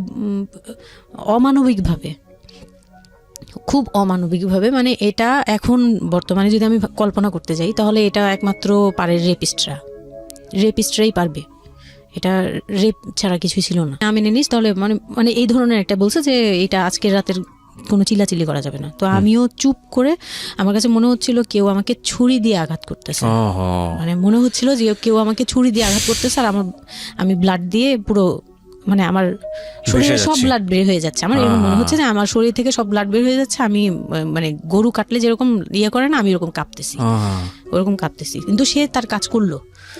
আমি খুব অবাক হয়েছি যে আমি উঠে বসতে পারতেছিলাম না, সে আমাকে টান দিয়ে উঠে বসাইছে, বসায় বলতেছে ওয়াশরুমে যাও। আমি ওয়াশরুমে কীভাবে গেছি আমি জানি না, আমি খুব ধরে ধরে খুব মানে খুব কষ্টে কাঁপতে কাঁপতে ওয়াশরুমে গেলাম, ফ্রেশ হয়ে আসলাম। আসার পর আমি খুব কষ্টে যে আমি যখন বিছানায় মানে ঘুমাতে যাব তখন আবার মাই গুডনেস, এরকম করে সে সারা রাতে মানে রাত 3টা থেকে ভোর সকাল 8টা পর্যন্ত 4বার আমার সাথে এইরকম করলো। আমি আর সকালে উঠতে পারি না, মানে আমি উঠে বসতে পারি না। তারপর 2-3 দিন কি হয়েছে আমার মাথায় নেই, মানে আমি এখন আর এটা বলতে পারবো না, কারণ আমি পুরো সেন্সলেস ছিলাম আর ওনারে দেখলেই আমার ভয় লাগতো। সে যতবার আসতেছে সামনে। 2-3 দিন আপনি সেন্সলেস অবস্থায় ছিলেন? আমি জানি, মানে আমি সেন্স ছিল, কিন্তু আমি এখন গল্পটা বলতে পারবো না যে এই 2-3 দিনে কি হয়েছে। আচ্ছা আচ্ছা। এই 2-3 দিন আমার বৌভাত হয়েছে, আমাকে পার্লারে নিয়ে যাওয়া হয়েছে, কিন্তু আমি নিস্তব্ধ। আর তখন আমার মানে শারীরিক কন্ডিশন খুব খারাপ, কিন্তু সবাই বুঝতেছিল, কিন্তু কেউ বুঝতে দিচ্ছিল না আমাকে। মানে এভরিবডি অ্যাভয়েড দিস, মানে সবাই জিনিসটাকে অ্যাভয়েড করছে, তারা পার্টিটাকে এনজয় এটা করছে। শুধু আপনার ফ্যামিলির সমস্যা না, এটা আমাদের পুরো সমাজেরই সমস্যা। এটা সমাজটাই অ্যাভয়েড করে। এবং আমার মনে আছে I face huge difficulty for the first time যখন আমি রেডিওতে এই ধরনের একটা, আমি নট আজকেই না প্রথম, আমি এটা আগে বিষয়গুলো খুব চ্যালেঞ্জ জায়গা থেকে আমি প্রচার করার চেষ্টা করেছিলাম। অ্যান্ড আই ফেস, এগুলো হয়তো আমার লিসনাররা কখনোই জানে না, আই ফেস হিউজ ডিফিকাল্টিস। যখন আমার প্রথম বইটা পাবলিশড হয় সেটা নিয়েও আমার একটা বড় ধরনের ডিফিকাল্টি ফেস করতে হয়েছে। একটা অদ্ভুত বিষয় হচ্ছে আমাদের সমাজে এই বিষয়গুলোকে আমরা অ্যাভয়েড করি, আমরা ঢেকে রাখতে চাই, আমরা মনে করি এটা একটা ট্যাবু, এটা সমাজে 8-10 জন মানুষের সামনে এটা নিয়ে আলোচনা করা যায় না। একটু চিন্তা করে দেখবেন আলোচনা করা যায় না এটা কোন অর্থে? যদি বিষয়টা নিয়ে সুড়সুড়ি দেওয়া হয়, যদি বিষয়টা নিয়ে এমনভাবে বলা হয় যে এটা এমনভাবে প্রেজেন্ট করা হচ্ছে যেটা একটা রগরগা বিষয়, এবং সেটা শুনে আরও কারোর মধ্যে এই ধরনের পাশবিক বা সে আসলে এন্টারটেনমেন্টের জায়গা থেকে নিয়ে এটাকে মজা হিসেবে নিল, বিষয়টা তখনই একটা প্রশ্ন আসে। কিন্তু যদি বিষয়টা লেসনের জায়গা থেকে আসে, একটা সামাজিক শিক্ষার জায়গা থেকে আসে, যে একটা পুরুষ সে 37 বছর বয়স, সেটা আমিও হতে পারি, আপনিও হতে পারি, বা যে ছেলেটা ওনার জীবনে এসছে সে তো হয়েছেই, যে তারা যেন কখনো এরকম অমানবিক না হয়। এবং নট অনলি দিস, একটা মেয়ে যখন 13 বছরে থাকে তাকে পরিবারের এত বড় সাপোর্টের জায়গা থেকে বাবা এত ভালোবাসতো, তার জায়গাটা থেকেও কোনো একটা সাময়িক সমস্যার সমাধান করবার জন্য বা যাই হোক না কেন শেষ পর্যন্ত যে রাজি হয়েছে, এরকম এক ধরনের এটা তো জবাই করা আমি বলবো, যে একটা মেয়েকে শুধু শারীরিকভাবে হয়তো সে যেই প্রবলেমটা ফেস করেছে ওই রাতে সেটা হয়তো সে ধীরে ধীরে রিকভার করবে, কিন্তু সারা জীবনের জন্যে সে যে মেন্টালি ওই জিনিসটাকে ভয়ানক রকমভাবে একটা বাজে জায়গায় বাজেভাবে চিন্তা করা শুরু করলো মানুষের জৈবিক চাহিদার জায়গাটাতে, এটা তো একটা মানুষের থিঙ্কিংটাকে জবাই করে দেয়া, তাই না? এবং এইটা কত ভয়ানক রকমের অপরাধ, কত ভয়ানক রকমের ভুল। এবং আমাদের এই জায়গাটাতে আমাদের অনেক বেশি পরিমাণে বড় যারা আছি, সিনিয়র যারা আছি, তাদের বোঝা উচিত। প্রথম কথা হচ্ছে লিগেলি যদি আমি বলি তাহলে বিয়েটা বৈধ ছিল না, কারণ সরকার কিন্তু আমরা যতদূর জানি যে 18 নিচে বিয়ে দেওয়াকে পারমিট করে না। দ্বিতীয় কথা হচ্ছে যে মানসিকভাবে সে পরিপক্ক ছিল না। তৃতীয় কথা হচ্ছে যে যদিও বা বিয়েটা হলো তাহলে তাকে যে একটি প্রপার এডুকেশন দেয়া, যে এই বিষয়টা হচ্ছে এরকম, প্রপারভাবে বড় করা, প্রপারভাবে নার্সার করা, সেটার মারাত্মক রকমের অভাব ছিল। ঘটনা এখানে শেষ হয়ে যায় নাই, ঘটনা কিন্তু এখানে শুরু হলো। কারণ বাংলাদেশের অনেক মেয়ের জীবনে এরকম দুর্ধর্ষ রাত আসে এবং এই রাতগুলো সারাটা জীবনের জন্যে তাকে বেদনার স্মৃতি, তাকে সারাটা জীবনের জন্য একটা ভয়ঙ্কর রকমের মোমেন্টের মধ্য দিয়ে নিয়ে যায়। আমরা এগুলো নিয়ে কথা বলতে পছন্দ করি না, আমরা এগুলো নিয়ে কথা বলি না, আমরা এগুলোকে নিয়ে কথা বলাটা একটা সামাজিক জায়গা থেকে ট্যাবু মনে করি। এই ট্যাবুর ধাক্কায় কত কত মেয়ের জীবন, কত কত মানুষের জীবন, কত কত সংসার জীবন নরকে পরিণত হয়েছে, সে খবর অনেকেই আমরা রাখি না, রাখার প্রয়োজন মনে করি না। But this is a very important issue, that's why I am discussing on this. Okay, বলুন আপনি। তারপর যেটা হচ্ছিল যে মানে ওই রাতের পর থেকে মানে ওই লোকটাকে আমার শুধুই দায়িত্ব মনে হয়েছে। মানে আমার কাছে মনে হতো যে এটা আমার দায়িত্ব, যে উনার বাসায় আমার থাকতে হবে, আর উনার সাথে থাকলে আমার এরকম করতে হবে। You feel like this, right? আপনি এই ঘটনা ঘটার পরে কি আপনি কারোর সাথে ডিসকাস করার সুযোগ পাননি? যে না, আমি এরকম ক্লোজ কেউ ছিল না যে আপনার সাথে এরকম একটা বাজে ঘটনা ঘটছে, বা আপনি এটাকে রিকভার করতে পারছেন না মেন্টালি, বা আপনার সাথে যার বিয়ে হলো তাকেও বলতে পারছেন না যে আমার এইসব জিনিসগুলো? না, আমি উনাকে ভালোভাবে নিতেই পারছিলাম না। সোজা কথা, আমি উনার সাথে কোনো কিছু ডিসকাস করতাম না, বা অনেক পরে গিয়ে যখন ডিসকাস করেছি তখন উনি আমাকে উল্টাপাল্টা বুঝ দিয়েছে। মানে অনেক পরের সময়টাতে, হ্যাঁ, বাট ইট হ্যাপেন্স রেগুলারলি, না র্যান্ডমলি জিনিসগুলো হয়ে যাচ্ছিল আপনার সাথে? হ্যাঁ, প্রায় মাস থেকে 2-3 মাস এরকম হলো। তারপর মানে এটা আমি বলি যে প্রথম তো 4-5 দিন তো রেগুলার হলো, তারপর আমার ব্লিডিং অফ হচ্ছিল না, আমার কন্টিনিউ হচ্ছিল ব্লিডিং। তো এক সময় যে ব্লিডিংয়ের মধ্যেও তিনি অনেক বাজে ইয়ে করেছে। তো ওর পরে আমি বাসায় যেতে চাইলে বাসায় যেতে দিত না, এভাবে ইয়ে করে ফেললো।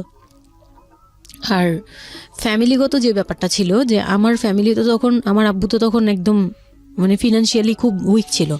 তো বিয়ের পরে কিছু ফর্মালিটি থাকে, পুরান ঢাকার কিছু রুলস আছে যে বিয়ের পরে মেয়েদের প্রতি সপ্তাহে সপ্তাহে দেখতে যাওয়া, এটা সেটা পাঠানো, প্রতি সিজনে সিজনে এটা করা, এগুলো ব্যাপারে কেউ কনসার্ন ছিল না। মানে তখন মানে আমার ফ্যামিলির কেউ এরকম অ্যাক্টিভ ছিল না, মানে ছিল কিন্তু কেউ কেয়ার করেন। তারপর হচ্ছে এরকম করে আমার সময়গুলো কাটতে লাগলো।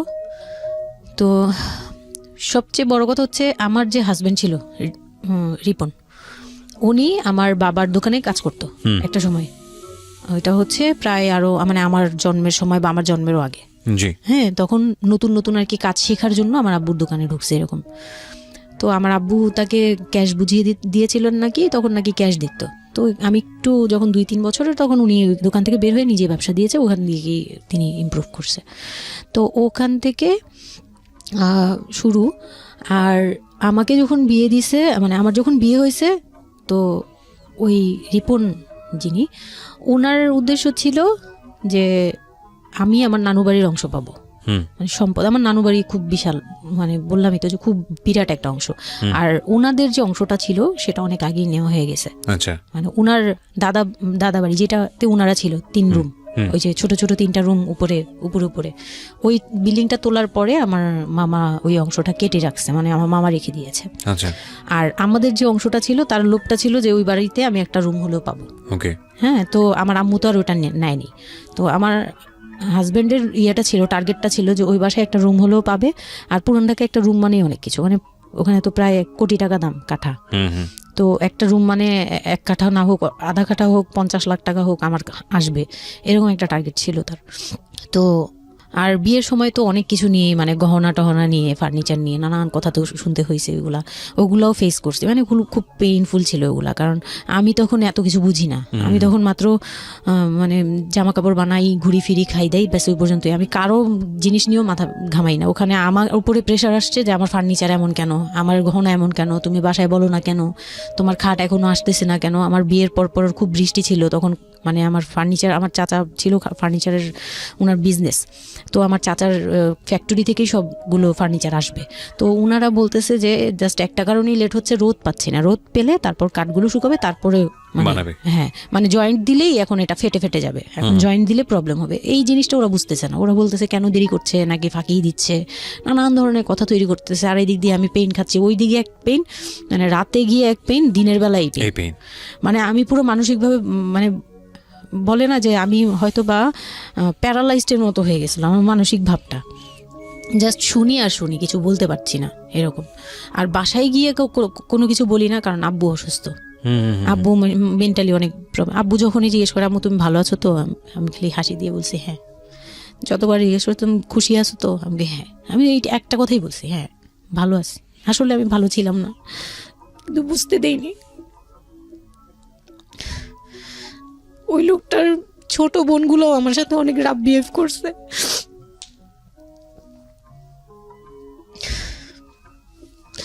তো অনেক রুডলি আচরণ করেছে। আর ওনার যে ছোট ভাইটা ছিল, মানে আমার যে মেজো ভাই যেটা আর কি, ওনার আগে যেটা বিয়ে করেছে, তো ওনার ওয়াইফ ছিল আমার অনেক বছরের বড়, কারণ তাদের বিয়ে হয়েছিল 12 বছর আগে। আমার বিয়ের 12 বছর আগে তার বিয়ে হয়েছিল। আমি যখন বাড়িতে বেড়াতে আসতাম তখন মানে ভাবি রাতে খাওয়া দাওয়া এরকম, আমি ভাবি বলেই ডাকতাম, কিন্তু সম্পর্কে আমি বড় যা। কিন্তু উনার প্রায় উনাকে আমাকে একসাথে কোথাও দেখলে কেউ বলতো যে তোমার মেয়েটা, মানে এভাবে বলতো। তো ওই দিক থেকে উনার একটু, এটা জেলাসি বলবো না, এটা হয় আসলে, এটা নর্মাল একটা ব্যাপার। কারণ একটা উনি অনেক এজ হয়ে গেছিল, উনি নিজের জায়গা থেকে নিজেকে একটু দুর্বল মনে করতো। আমাকে এমনিতে সাপোর্টও দিত, আবার অনেক সময় দেখে কিন্তু পেইনও দিত।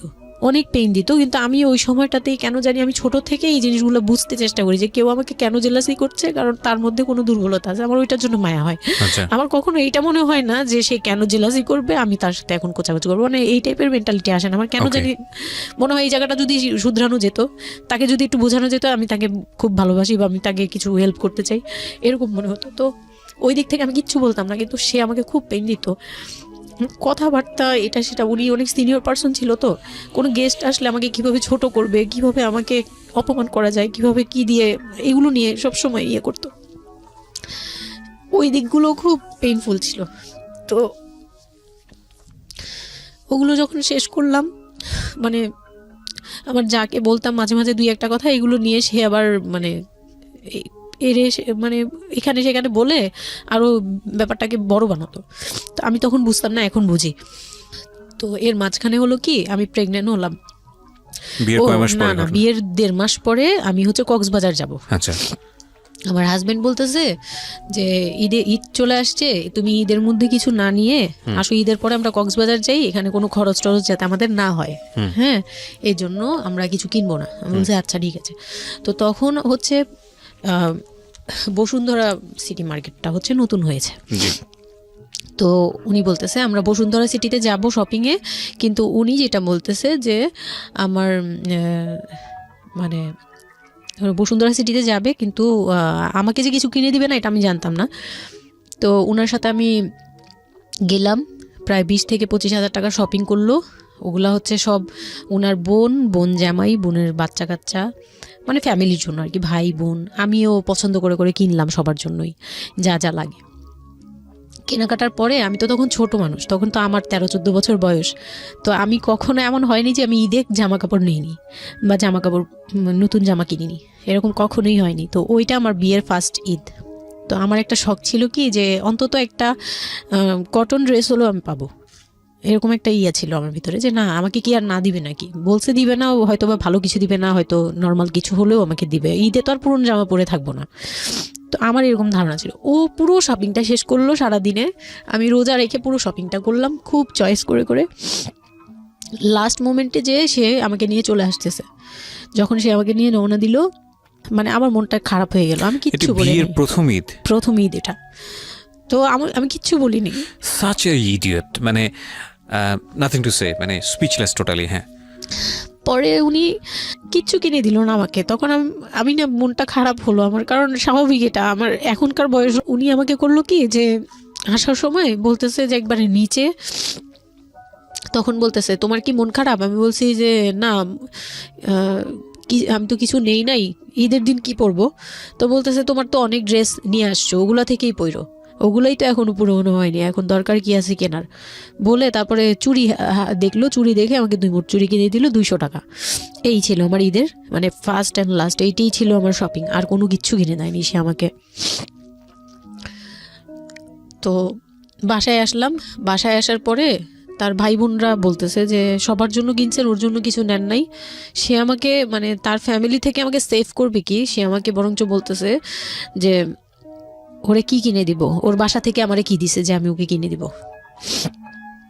তখন আমি বুঝলাম যে ও আচ্ছা সে কিনে দেয়নি। হ্যাঁ, তো আমি আর বাসায় কিন্তু কিছু বলিনি বা বাসায় যাইও নাই। এর মধ্যে বাসা থেকে আসলে সামর্থ্য কি ছিল আপনার ফ্যামিলিকে, মানে কিনে দেওয়া হয়েছিল কি ঈদের প্রথম দিন জামাইকে কিছু কিনে দেওয়া বা এরকম কোনো কিছু?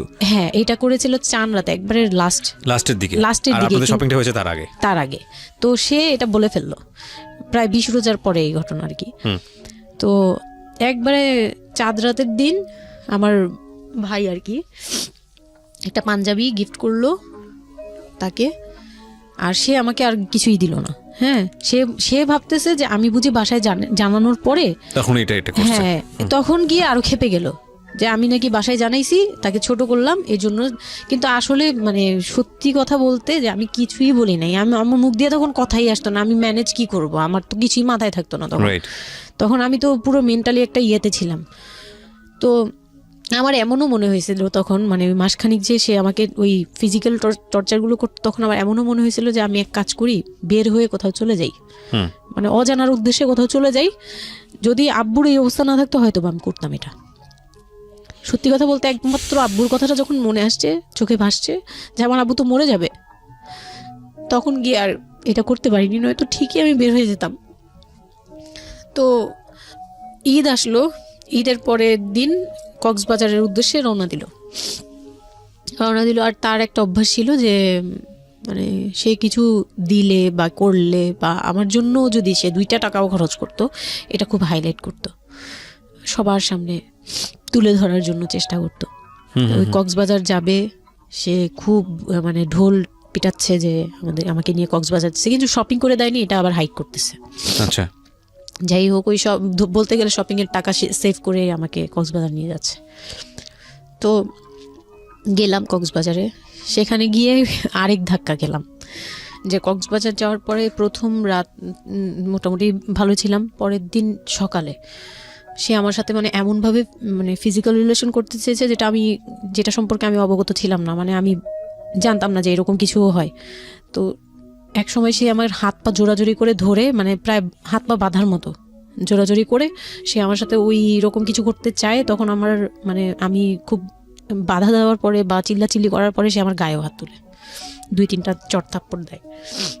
আপনাদের মধ্যে সম্পর্কের জায়গাটা কি আপনি তখনও কি ওনাকে আপনি করে বলতেন? হ্যাঁ, আমি এখনো স্টিল নাও। তার মানে বিষয়টা এরকম হয়ে গেছে যে ওই দূরত্বটা বিয়ের পরে ছিল, এবং সেই দূরত্ব থাকা অবস্থায় ও এই জিনিসগুলো প্র্যাকটিস করে যাচ্ছে ওর মতো করে, এবং সেখানে যখন ও সাকসেসফুল হতে না পারছে তখন সে আপনার গায়ে হাত তুলছে, তাই তো? সেটাই। হ্যাঁ, তারপর আর সবচেয়ে বড় কথা হচ্ছে সে তার জায়গাটা, সে তার চাওয়াগুলো সব পূরণ করতেছে, বাট আমার দিকটা দেখছে না। এবং সে যে শুধু আমার না, মানে সে মানুষটাই এমন, আগে বুঝি নেই, পরে অনেক ধীরে ধীরে গিয়ে পরে বুঝতে পেরেছি যে উনি সম্পূর্ণ সেলফ সেন্টার, মানে নিজে যেটা অধিকার সেটা সে আদায় করে নিবে, তার বাকিগুলো নিয়ে তার কোনো মাথা ব্যথা হচ্ছে বা কার কি হচ্ছে এটা দেখার বিষয় না, এটাই তারপর মেন্টালিটি। তো এইগুলো করার পরে আমার মানে খুব পেইন হলো, আমার খুব কষ্ট হলো যে আমি কবে আবার ঢাকায় যাব, একটা পেইন। ওটা কি জীবনে প্রথম কক্সবাজার যাওয়া? হ্যাঁ, ওটা আমার লাইফে ফার্স্ট। চিন্তা করে দেখুন, এক ধরনের হানিমুনি বলা চলে ওদের জন্য। হানিমুনি করা হয়েছিল, কিন্তু ওটা আমার জন্য হানিমুন ছিল না, অন্য কিছুই ছিল। আচ্ছা, খুব পেইনফুল ছিল। ওকে, যাই হোক, আমি খুব ভয়ে ছিলাম যে এখানে আমাকে মেরে ফেললেও কেউ জানবে না, এরকম একটা ফিল ছিল আমার ভিতরে। একটা জিনিস চিন্তা করতে পারেন, প্রত্যেকটা মোমেন্ট একটা মানুষ একটা মেয়ের সাথে, একটা ছেলের সঙ্গে বসবাস করছে একটা মেয়ে, এবং তাদের স্পেশাল মোমেন্টসগুলো তার জন্য ভীতির কারণ। সে হয়তোবা তখন এরকম মানে চিন্তা করছে যে এই স্পেশাল মোমেন্টটা যেন না আসে, ওর সঙ্গে স্পেশাল টাইমটা যেন আমি না হয়, রাত যেন না হয়। বিষয়গুলো তো এরকমই ছিল, কারণ ওর জন্য কিন্তু এগুলো অনেক ভয়ানক রকমের টর্চার। হ্যাঁ, তারপর আর আমার সাথে যারা ছিল, মানে ফ্যামিলি তো 2টা গিয়েছি আমরা, মানে আমার হাজবেন্ড আমাকে নিয়ে গেছে, আর হচ্ছে আমার চাচাতো বোনের রিসেন্ট বিয়ে হয়েছিল, চাচাতো বোনের হাজবেন্ড আর চাচাতো বোন, ওরা 2জন গিয়েছে। কিন্তু ওরা ওদের মতো ছিল, আমরা আমাদের মতো ছিলাম, এরকম আর কি। তো ওইভাবে আর আমাদের সাথে ইয়ে করা হয়নি যে একদম সব বিষয়ে ডিটেলস বলা। আর আমার চাচাতো বোন আমার অনেক বড় ছিল, যার কারণে আমি আপুকে বলতাম না, লজ্জা পেতাম। তো ওই দিক থেকে 3 দিন পরে 4 দিনের দিন আমি খুব জেদাজেদি করে, মানে কান্নাকাটি করে চলে আসবো করতেছি, কিন্তু আমাকে কেউ আর জিজ্ঞেস করতেছে না যে কেন। মানে আমার বোন জামাইও বিষয়টা খেয়াল করেনি, আমার বোনও খেয়াল করেনি যে আমি কেন বারবার চলে আসতে যাচ্ছি। হ্যাঁ, এত সুন্দর একটা ওয়েদার, ওরা তো খুব এনজয় করছিল হয়তো বা, মানে আমি তাদের এনজয়মেন্টে বাধা দিলাম, এরকম আর কি। তো খুব কান্নাকাটি করে ওই রাতেই আমি চলে আসবো। আমি বলছি তোমরা সবাই থাকো, আমি চলে যাই, মানে এইভাবে কান্নাকাটি করছে, আমি থাকবোই না, আমি আর একটা রাত এখানে থাকবো না। আমার কাছে মনে হচ্ছে তাও এলাকার ভিতরে তো থাকবো, যাই হোক, কিন্তু এখন তো আমি বাইরে আছি, অনেক দূরে। আমার কাছে এরকম মনে হচ্ছিল যে আমি যদি মরে যাই, আমি যদি যে কোনো সময় মারা যাবো, এরকম মনে হচ্ছিল। তো আমি ওই সময় বলাতে ওরা সবাই মিলে চলে আসছে, সবার মন খারাপ যে আমার জন্য চলে আসতে হলো তাদের। তো ঢাকায় আসলাম। ঢাকায় আসার পরে ঈদের ছুটির শেষে সে তার মতো করে বিজনেস করতেছে, আমি আমার মতো ঘরে ছিলাম। 2-3 মাস গেল, কোরবানি ঈদ আসলো, প্রথম কোরবানি ঈদ। কোরবানি ঈদের সময় যেটা হলো সেটা হচ্ছে আমার মামার বাসা থেকে মাংস, মানে কোরবানি ঈদের যে মাংসটা পাঠায়, পুরান ঢাকার একটা ইয়ে আছে যে নতুন বিয়ে হলে বাবার বাড়ি থেকে রান পাঠানো হয়, একবারে পুরো একটা রান ধরে পাঠিয়ে দেয়, বাবার বাড়ি থেকে মেয়েদের পাঠায়, মানে কোটাকুটি নেই, রানী পাঠিয়ে দিতে হবে, একদম আস্ত পাঠায়। এটা পুরান ঢাকার রেওয়াজি, একবারে যে কয়টা মেয়ে থাকবে ওই কয়টা রান বাসায় যাবে, মানে ওই রানগুলোর কেউ কাটতে পারবে না, একদম আস্ত পা ধরে দিয়ে দিবে একবারে। আচ্ছা আচ্ছা, ইন্টারেস্টিং তো। হ্যাঁ, এটা কিন্তু পুরান ঢাকার একটা রেওয়াজ, এখনো আছে। মানে কোরবানি হলেই সঙ্গে সঙ্গে রানটা যাবে মেয়ের বাসায়। আচ্ছা, মেয়ের বাসায় যেতেই হবে এটা। তো ওই রকম আমার মানে ওরা আশা করছিল যে আমার মামা এরকম করবে, কিন্তু আমার মামা তো প্রায় অনেক বড় গরু দেয়, আর একটা দেয় না, 2টা থেকে 3টা দেয়। তো ওনার নিজেরই আছে 3টা মেয়ে, 3 মেয়ের শ্বশুর বাড়িতে পাঠাতে হয় 3 রান, মানে এখন এক মেয়ের, বড় মেয়ের যে 20 বছর 22 বছর হয়ে গেছে বিয়ের, তারপরও পাঠাচ্ছে, প্রতিনিয়ত পাঠাতে হয়। তো ওই দিক থেকে আমি যদি এখন আরেকটা নেই, তাহলে উনার কিন্তু আরও কাউকে উকিল দিয়েছে বা আরও কোনো মেয়ে আছে, মানে আমার উকিল দিয়েছে আমার খালু দিয়েছে, আরেক খালু আমার, ওই খালা হচ্ছে আমার আম্মুর খালাতো বোন, মামাতো বোন, কিন্তু আমাদের বাসায় মানে আমার নানু বাড়িতে বড় হয়েছে দেখে আমার আম্মুর খুব ক্লোজ। তো ওই খালু আমাকে উকিল দিয়েছে। তো ওই দিন করলো কি যে এই রান পাঠায়নি বলে, সেই রান পাঠায়নি ঠিকই, কিন্তু রানের যে উপরের অংশ মানে বড় একটা পিস আমার বাসায় পাঠানো হয়েছে আমার উদ্দেশ্যে, আর নামটা আমার লিখে দিয়েছে, আমার নাম লেখা এটা পাঠিয়েছে। তো ওই মাংসটা রেখে যখন চলে গেছে না আমার ভাই, তার ছোট বোন, আমি তখন মানে দেখলাম যে মানুষ কতটা হিংস্র হলে পরে এরকম ফেস হয়। আমি তো চুপ করে বসে আছি, আমি কিছুই মাথায় নেই যে এটা নিয়ে যে কী হবে, আমি বুঝিই নেই বিষয়টা। সে মাংসটা ধরে রাস্তায় ফেলে দিছে ঈদের দিন রাস্তায় ফেলে, এই মাংসে কেন ওর নাম লেখা থাকবে, তাহলে এই যে আমরাও তো ভাগ্নি, মানে আমরাও ভাগ্নি, আমাদের বাড়িতে আমার মাংস আসছে, ওর নাম দিয়ে আসছে, তাহলে রান আসলো না কেন? দোষ হয়ে গেছে, এটা খুব বড় অন্যায় হয়ে গেছে। ভয়ানক। আমি ভয়ানক বলছি এই কারণে যে আমাদের সমাজে কিছু কালচার আছে যেগুলো আসলে মেয়ের বাড়ি থেকে পূরণ করা হয়, ধরে নেওয়া হয়, বা ছেলের বাড়ি থেকেও। সেটা পাঠ্য বইয়ে তো থাকে না, এগুলা মানে কালচারে আছে, এগুলো শুনতে ভালো লাগে, কিন্তু প্র্যাকটিসের জায়গা থেকে যদি এটা অত্যাবশ্যকীয় নিয়ম হয়ে যায় কখনো কখনো, যেটা কতটা ভয়ানক পেইনফুল হয়। কান্ট ইউ এভার ইমাজিন যে বাবার সামর্থ্য নাই, তারপরে তাকে চিন্তা করতে হচ্ছে যে আমার মেয়ের বাড়িতে একটা রান পাঠাতে হবে, আমার কোরবানি দেওয়ার সামর্থ্য নাই, এই রান পাঠানোর জন্য আমাকে কোরবানি দিতে হচ্ছে। মানে আমাদের এই ব্যাড প্র্যাকটিসগুলা কতটা ভয়ানক হয়ে গেছে আমাদের সমাজে, এবং ইনফ্যাক্ট এগুলো নিয়ে কেউ কখনো কথা বলে না। এগুলো নিয়ে কথা বলা উচিত।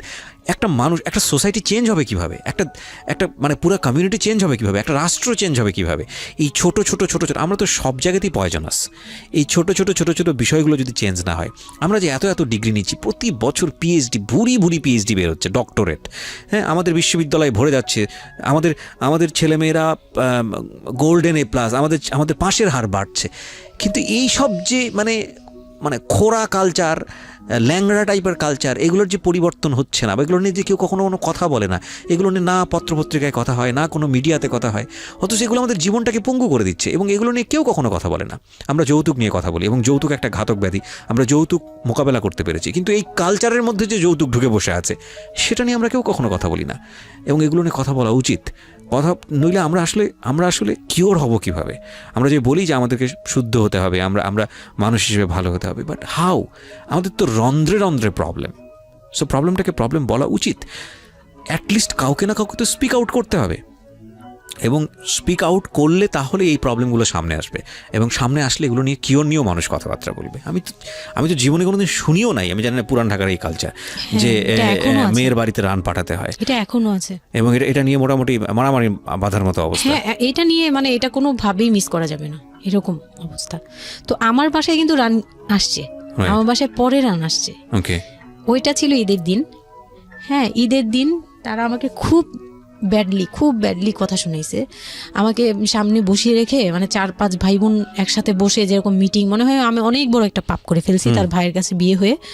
আমার পাপ হয়েছে যে আমি নাকি তার ভাইকে কিভাবে ভুলিয়ে ভালিয়ে, আমি তখন ভুলাবো কি, আমার তো ভালানোর প্রশ্নই আসে না। আমি তখন মনে মনে মানে হাসিও পাচ্ছে, আমি অবাক হচ্ছি যে এগুলো কি বলতেছে, আমি নাকি তাদের ভাইকে হাত করেছি, এই টাইপের কি কথা বলতে, মানে আমি এখন বলতে পারবো না বুঝিয়ে। তো এগুলো বলছে, তো আমার কাছে খুব মনে হচ্ছে যে আমি কান্না করতেছি, খুব কান্না করছিলাম। তো কান্না করার পরে আমার যে হাজবেন্ড ছিল, সে কেমন একটা লোক যে সে এটাও বললো না যে মাংসটা তুলে নিয়ে আসি। এটা তো একটা মানে বলতে গেলে কোরবানি দেওয়া হয়। বাই দ্য ওয়ে, আপনার শ্বশুর বেঁচে ছিল না? না, আমার শ্বশুর শাশুড়ি দুজনই মারা গিয়েছে। তো তার মানে ওই পরিবারের মূল হর্তাকর্তা হচ্ছে আপনার হাজবেন্ডই? হ্যাঁ। আচ্ছা। তো তখন সে ওই মাংসটা নিয়ে আসলো না, ভাই বোন ফেলে দিছে, সেও তাদের সাথে তাল মিলাচ্ছে। কিন্তু আবার আমাকে সরাসরি কিছু বলছে না, কিন্তু কুকুর কামড় দেওয়ার কথা, কারণ পুরান ঢাকায় তো কুকুরের অভাব নেই রাস্তাঘাটে, আমি যেটা দেখি। না, ওইগুলির ভিতরে নাই, ছিল না, ওইগুলিতে ছিল না, থাকলে হয়তো। আর এগুলো করলে তো আপনাদের যে কালচারটা, সেটা হচ্ছে পুরান ঢাকায় একটা জিনিস খুব ভালো লাগে, একটা ফ্যামিলির খবর আরেকটা ফ্যামিলি জানে, যে এই ফ্যামিলির পরিবারে কি হচ্ছে, এই পরিবারে কি হচ্ছে না হচ্ছে। আশপাশে তো খুব মানে ওরা তো খুব লাগানো বাড়ি ঘর, তো সবাই শুনে, এক দেয়াল দুই বাড়ি। তার মানে এগুলো নিয়ে কত কানাঘুষা তো হচ্ছিল নিশ্চয়ই। পুরো এলাকা, আমি যে কি পরিমাণ মানে লজ্জা, মানে অনুতাপ আমাকে মানে এমন বানিয়ে ফেলছে যে আমি ওই বাড়িতে শুধু। ক্লাস 9-এ পড়ুয়া একটা মেয়ে, যেখানে তার মানে রঙিন স্বপ্ন নিয়ে ডানা মেলে বাঁচার কথা, এবং ঢাকাতে বড় হয় একটা মেয়ে, ক্যান্ট ইউ এভার ইমাজিন? সেই মেয়েটার ঈদের সময় আমরা সাধারণত দেখি যে সকালে একটা ড্রেস পরবে, দুপুরে একটা পরবে, রাতে একটা পরবে, বান্ধবীদের সঙ্গে ঘুরে বেড়াবে, এবং মানে পাংখা যেটাকে বলে ওইরকম একটা এইজ। সেই সময়টাতে তার মাংস নিয়ে টানাটানি শুরু হয়েছে, এবং তার বাড়িতে মাংস আসলো কিনা সেটা নিয়ে টানাটানি শুরু হয়েছে, এবং সে মহল্লায় বেরোতে পারছে না নিজের মুখ, এবং এভরি নাইট তার উপরে ফিজিক্যাল টর্চার। এবং ক্যান ইউ এভার ইমাজিন যে আমাদের সমাজের মেয়েরা, নারীরা কতটা সহ্য করে? কেউ কেউ সুবিধাভোগী অফকোর্স, কিন্তু ম্যাক্সিমাম ফেসটাই হয়তো বা এরকম। এবং এই জন্য নারী নির্যাতন বলে যে শব্দটা না, আসলে এটার যে ব্যাপ্তি, মানে এটার যে কতটা ভায়োলেটিভ হতে পারে, এটার ভেতরে না ঢুকলে আসলে বোঝা যায় না। তারপর কি হলো? তারপর ওই দিন গেল, ওই দিন ওই মাংসটা আমার ওই যে মেঝো দেবর, যে উনি আবার একটু অন্যরকম ছিল, উনি পড়ালেখা করেনি, উনি খুব রাফলি কথা বলতো, উনি জুতার ব্যবসা করতো। তো এমনিতে মেন্টালিটির দিক থেকে বলতে গেলে অনেকে থাকে না যে পড়ালেখা না করেও শিক্ষিত, অনেকে এরকম থাকে, কিন্তু মানে সে পুরোপুরি মানে শুদ্ধ ভাষায় কথা বলতে পারে না, যে একটা লোক খুব ঢাকাইয়া ভাষায় পুরোপুরি গালাগালি বলতে গেলে প্রত্যেকটা কথার আগে পিছনে একটা করে গালি থাকে এরকম। কিন্তু তারপরেও না, তার মেন্টালিটি আমার ভালো লাগতো। ইভেন নাও আমি এখনো চিন্তা করি যে আমার ওই ভাইয়া অনেক ভালো, হ্যাঁ, ওই দিক থেকে।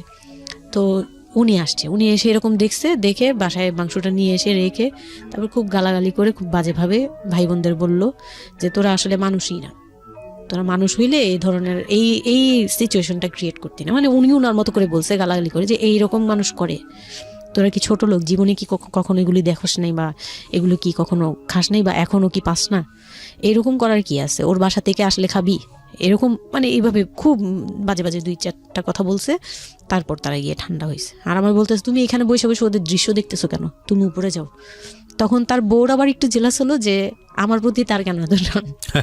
মানে ওই দিক থেকে আবার মানে ওইটা ওইভাবে দেখলো না যে ভাই হিসেবে বোনকে সেভ করলো, এরকম না। আমি কিন্তু এইভাবে নিয়েছি যে মনে হচ্ছিল যে আমার বড় ভাই, এটা ওদের ভাই না, আমারই বড় ভাই, আমাকে সেভ করলো। আমার কাছে এত ভালো লাগছে, আমি কিছু হলেই বলতাম ভাইয়ারে, যে বলতাম ভাইয়া দেখেন না আমার সাথে এটা বলতেছে, সাথে সাথে নেমে এই কে ওরে গালাগালি করছে, উনি তো গালাগালি শুরু করে দেয়। আর উনারে সবাই ভয় পেত, মানে আমার হাজবেন্ড ভাই বোনের সাথে তাল মিলাতো, আর উনি ছিল একটু ডিফারেন্ট।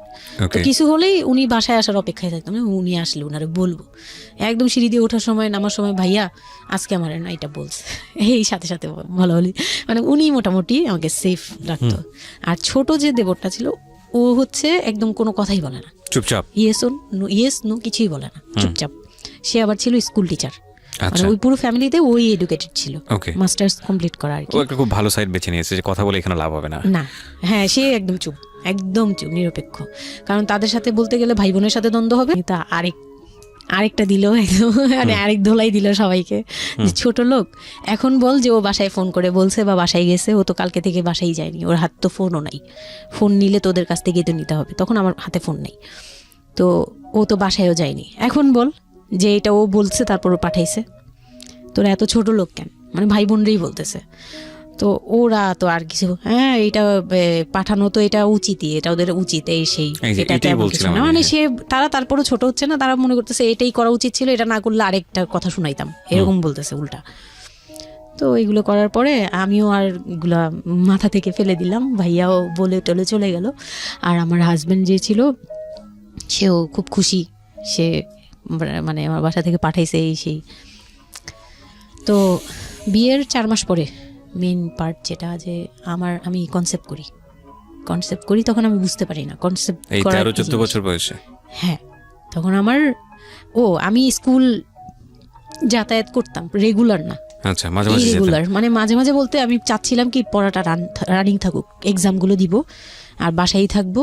আর বাসা থেকে যখন স্কুল ড্রেস পরে বেরোতাম, আমাকে সবাই মিলে কি যে বলতো, মানে বলার মতো না, এগুলো অকথ্য ভাষা বলতে গেলে, যে মানে নোংরা নোংরা কথা বলতো। তো যাই হোক, ওগুলো আমি কানেও নিতাম না, আমি বলতাম না আমি স্কুলে যাব। আর যেহেতু বিয়ের সময় বলছে যে ওরে পড়াশোনা করতে দিব, আমার হাজব্যান্ড এগুলো বলছে, ও না ও স্কুলে যাবে আসবে সবই করবে। পরে গিয়ে বলে কি তুমি বাড়ির বড় বউ, তুমি যদি স্কুল ড্রেস পরে স্কুলে যাও কেমন দেখা যায়? আমি তো বোরকা পরতাম। তো বলে না স্কুলে গিয়ে তো তোমার বোরকাটা খুলতে হয়, অ্যাসেম্বলিতে দাঁড়াও, ওই যে পিটি করো তোমরা, এগুলো তো আশপাশ থেকে দেখা যায়, এলাকার ভিতরে স্কুল। আমার আমার অসম্মান, এটা তার অসম্মান হয়ে উনি যায়। পড়াশোনা করেছেন আপনার হাজবেন্ড? না, উনি ক্লাস 5 পর্যন্ত পড়ে আর পড়াশোনা করেন। রাইট, ওনার জন্য অসম্মানই হবে এটা। আমি ক্লাস 5 পড়ুয়া যারা আছেন বাংলাদেশ, তাদের সবার প্রতি রেসপেক্ট রেখে বলছি, ক্লাস 5 না, এনার ডিগ্রি পাস করা এরকম অনার্স মাস্টার্স পড়ুয়া এরকম অনেক ছেলে মেয়ে আছেন যারা এই ধরনের মানে আজগুবি ল্যাংরা টাইপ যুক্তি দিয়ে জীবনটাকে চালান। তাদের জন্য এটা আসলে অযুক্তি কি হবে, কিছু করার নাই। হ্যাঁ, তো আমি তখন চিন্তা করছি যে আমি স্কুলে যাব, তো মাঝে মাঝে করতাম কি একটু করেই মানে ম্যানেজ করে যাওয়ার চেষ্টা করতাম, বিষয়টা যদি এরকম হতে ধরেন, আমি জানি না, প্রথমত যেটা ঠিকই হয়নি, মানে কোনো কিছুই ঠিক হয়নি, শুনছি আর মেজাজ খারাপ হচ্ছে আসলে, মানে কোনো কিছুই ঠিক হয়নি। তারপরেও যদি খারাপের মধ্যে ভালোটা চিন্তা করি যে ঠিক আছে, এত কিছু একটা মানুষের এত খারাপ, একটা দুটো দিক তো ভালো থাকতে পারে না। ওর ওয়াইফকে সে সাথে করে নিয়ে, ঠিক আছে তোমার স্কুলে চলো আমি তোমাকে পৌঁছে দিয়ে আসি, স্কুল দিয়ে পৌঁছে দিয়ে আসলো, স্কুল থেকে নিয়ে আসলো। কিছু জিনিস হয়তো ওনার আত্মসম্মানে লাগবে, যেহেতু উনি বেশি দূর পর্যন্ত লেখাপড়া করেনি, উনি অনেক কালচারের সাথে অভ্যস্ত না, এতটুকু হলেও তো ও নিজের মনটাকে বুঝ দিতে পারতো যে না আমার হাজব্যান্ড আমাকে কেয়ার করে। মানে স্টুপিডিটির আর কি, মানে লিমিটলেস স্টুপিডিটি যাকে বলে। হ্যাঁ, তুমি অ্যাসেম্বলিতে দাঁড়াবে, সেখানে তোমার লেখাপড়া বন্ধ, বদমাইশ। তারপর স্কুল বন্ধ করে দিল। না, তখন আমি কনসেপ্ট করি, আমি বুঝতে পারিনি, আমার তখন টেস্ট পরীক্ষা চলছে স্কুলে। তো পরীক্ষা দিতে দিতে আমার মানে শারীরিক পরিবর্তন খেয়াল করলাম, যে আমার বমি লাগতেছে খুব, মানে বইয়ের দিকে তাকাতে পাচ্ছি না, খাতার দিকে তাকাতে মানে মাথা কেমন করতেছে। তখন ক্লাস 9-এ। তখন আপনি জানেন না আপনি কনসিভ করেছেন? না, তখনও মানে এইটার সিমটম ফার্স্ট। তো এইরকম হওয়ার পরে রাতে 11:30 12টার দিকে আমি না খুব গড়াগড়ি করে কান্না করতেছি, জোরে জোরে, মানে খুব গড়াগড়ি করে জোরে জোরে কান্না করতেছে। আমি আমার মাথায় নেই যে কে কে শুনতেছে কে না শুনতেছে এরকম।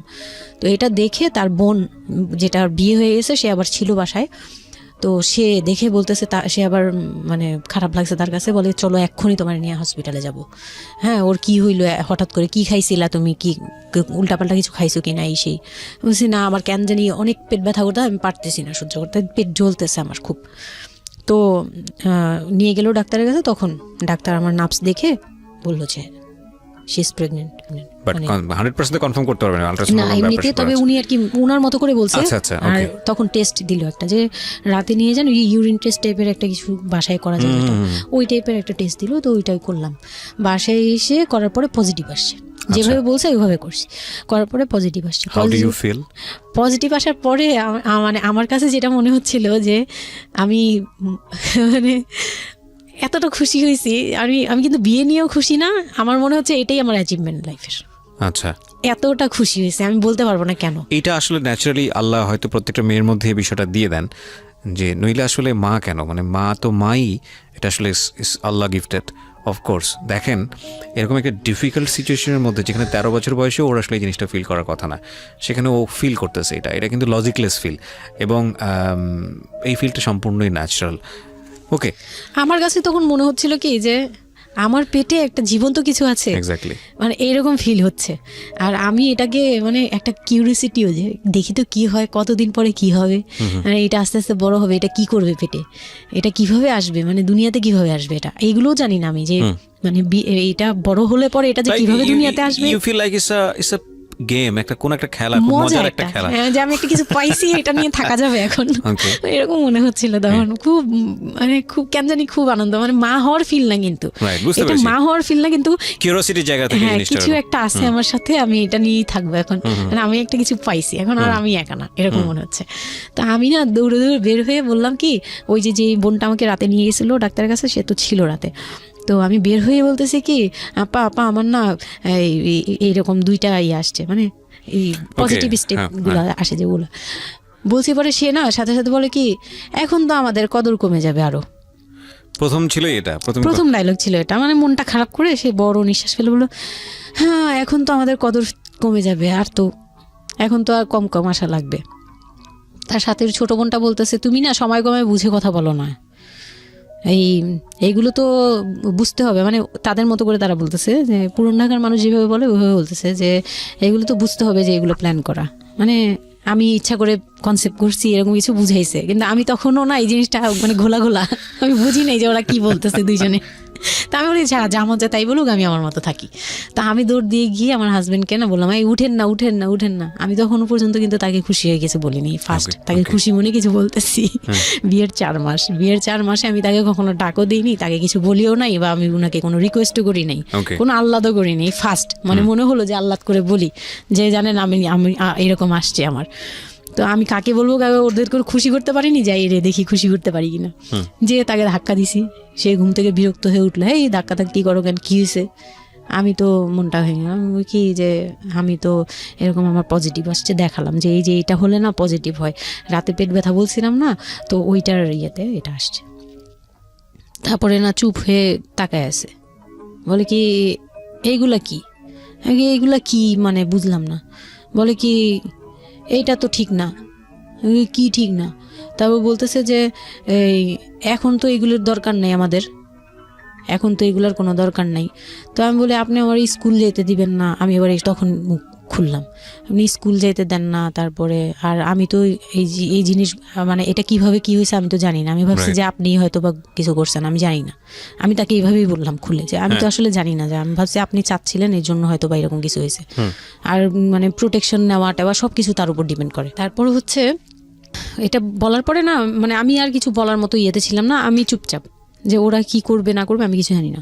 তো আমার হাজবেন্ড যেটা করলো, যে সে চাচ্ছিল না যে আমি মানে সে চাচ্ছিল না বেবিটা, মূল কথা হচ্ছে সে চাচ্ছে এটাকে অ্যাবর্ট করে ফেলতে, মানে কিন্তু কিছু বলতেও পারছে না। আমি এবার বাসায়ও বলছি, বাসায় সবাইও খুব চিন্তিত আমার এইটুক বয়সে আমি কিভাবে কি করব। আর এদিক দিয়ে আমি এবার কিছুই বলছি না, আমি আমার মতো করে চলছি, নর্মাল লাইফ কাটাচ্ছি। আমার কোনো শারীরিক পরিবর্তন তেমন আসে নাই, সত্যি কথা বলতে শুধু একটু মানে কিছু কিছু খাবার আছে একটু বাজে লাগতো, এই ছাড়া আমার সবই নর্মাল। আমি নর্মাল ওয়েতেই আমি ওই ওষুধ খাচ্ছি রেগুলার, আর হাঁটা চলা করতেছি, লাফালাফি সিঁড়ি বাওয়া কোনো কিছুতেই আমার ইয়ে নেই। আছে ডাক্তার থেকেও কোনো ধরনের কোনো কন্ডিশন দেয়নি? না, ডাক্তার দিয়েছে, ডাক্তার ওই যে 2-1টা ওষুধ দিয়েছে। প্রথম কথা হচ্ছে ডাক্তার থেকে যে বাক্যটা আসলে ছিল যে এই 13 বছরের মেয়ের সাথে এটা কিভাবে হলো। ও ডাক্তার, হ্যাঁ। তখন যখন ফার্স্টে ওই দেখলো, তো উনি বললো যে এটা তো আসলে নষ্ট করাটা ওর জন্য রিস্ক।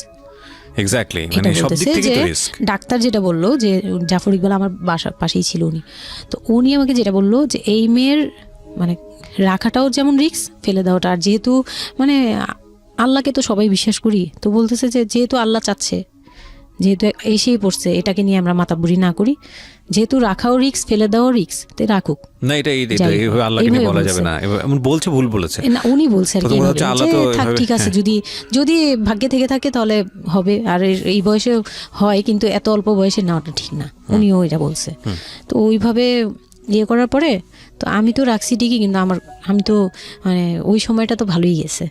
বাচ্চাটা হওয়ার পরে তো আমি বুঝতে পারছি যে আসলে জিনিসটা যে আমার পুরো কত বড় একটা ইয়ে ছিল। এখন আপনার হাজবেন্ড হ্যাপি না, সে চিন্তিত বিষয়টা নিয়ে। তারপর কি হলো? তারপরে থেকে তার মধ্যে আমার মধ্যে একটা বিরাট গ্যাপ তৈরি হলো, সে আমার সাথে মানে টোটালি মিশে না। ওকে। ওই সময় থেকে যখন শুনলো রাতে 3টা-4টা বাজেও আসে বাসায়, তার মধ্যে একদম পুরো চেঞ্জিং চলে আসলো হঠাৎ করেই। ওকে। কি কারণে জানি না, মানে আমি নিজেও জানি না আমার কি ভুল ছিল বা কি, আমি নিজেও বুঝছিলাম না তখন। ওই সময় একদিন আসলো রাতে 3:30 না 3টার দিকে, হ্যাঁ 3টার পরে আর কি আসছে।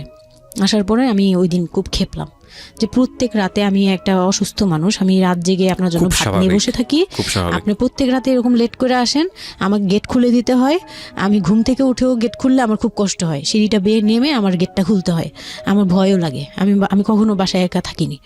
ওই প্রথম মানে আমাকে সে চুলে ধরে সে টেনে ও সিঁড়ি দিয়ে নামাইছে, মানে নামায় সে আমাকে বের করে দিবে এখনই। হ্যাঁ, এত বড় ইয়ে হয়ে গেছে, সাহস হয়ে গেছে, এক্ষুনি বাসা থেকে বের হও। সে কিন্তু নেশাও করে নাই, কিচ্ছু না, সুস্থ একটা মানুষ, এরকম করতেছে।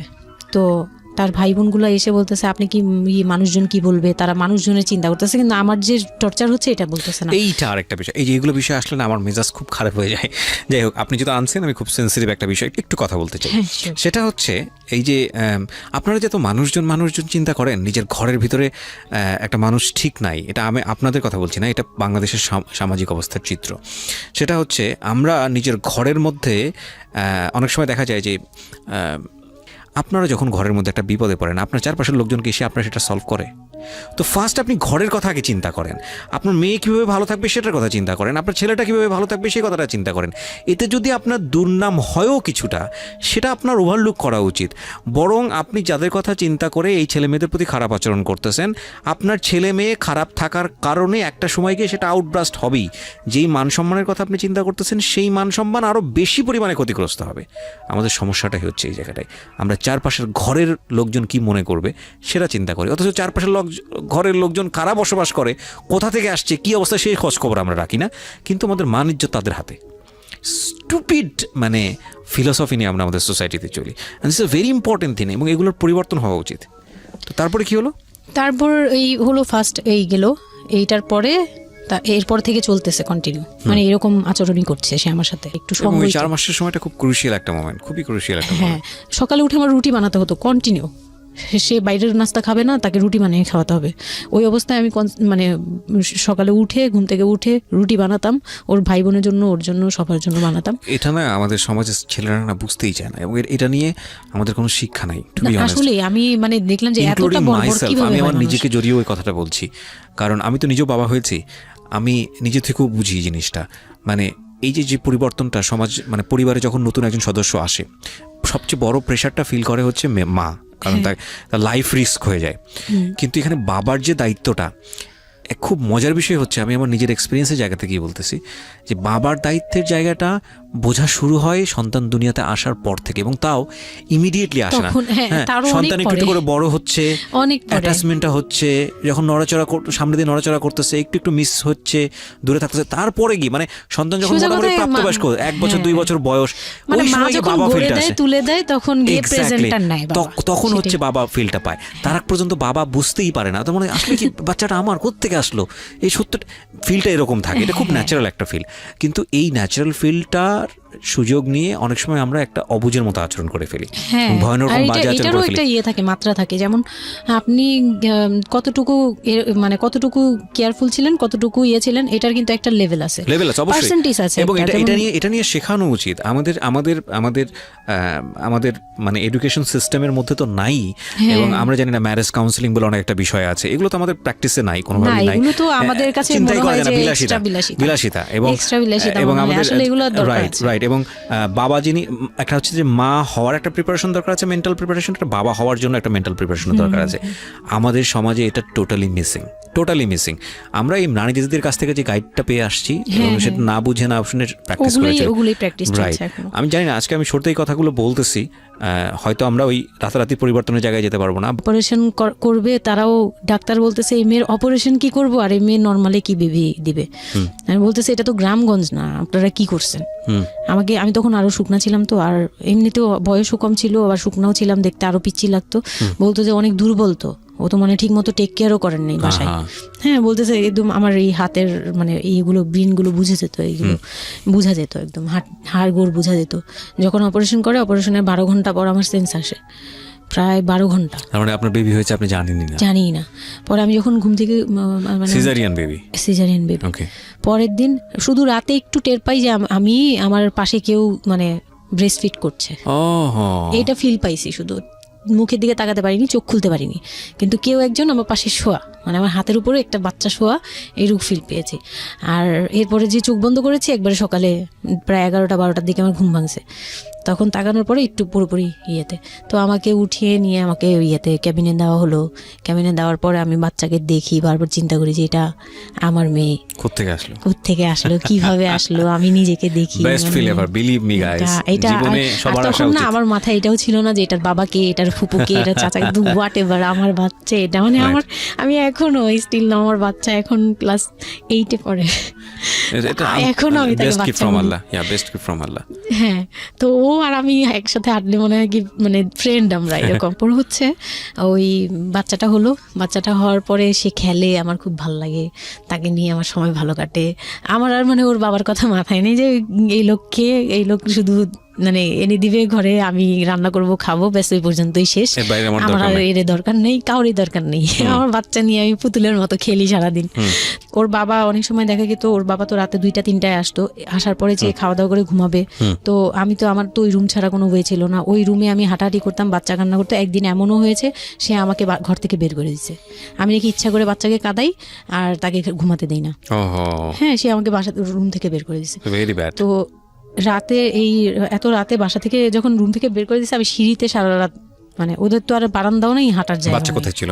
বাচ্চা আমার কোলে, বাচ্চা কোলে নিয়ে সারা রাত বাচ্চা সিঁড়িতে? তাওয়াল দিয়ে পেঁচানো আমার কোলে, সে কান্না করতেছে, আমি সিঁড়িতে বসে আছি। আর আমি যখন সিঁড়িতে বসছি, আমি জানি না কি কারণে বাচ্চার কান্না অটো থেমে গেছে। রুম থেকে বের হয়েছি না, তো ওর বাবা যে ধমক টমক দিছে, আমি জানি না কি কারণে, হয়তো বা রাতও অনেক হয়ে গেছিল, অনেক কান্নাকাটির পরে হয়তো ও ক্লান্ত হয়ে গেছিল, ও মোটামুটি চুপ হয়ে গেছে সিঁড়িতে, নয়তো পুরো এলাকা জানার কথা এইরকম। রাইট, বাচ্চার কান্না তো অনেক দূর থেকে শোনা তো যায়। আমি সিঁড়িতে বসে বসে কান্না করছি সারা রাত, মানে তখন অলমোস্ট তখন 4টা বাজে আর ও কি, ভোর ভেতরে ভোর। ভেতরে ভাবে ঘুমিয়েছে নাক হ্যাঁ, ডাকিয়ে?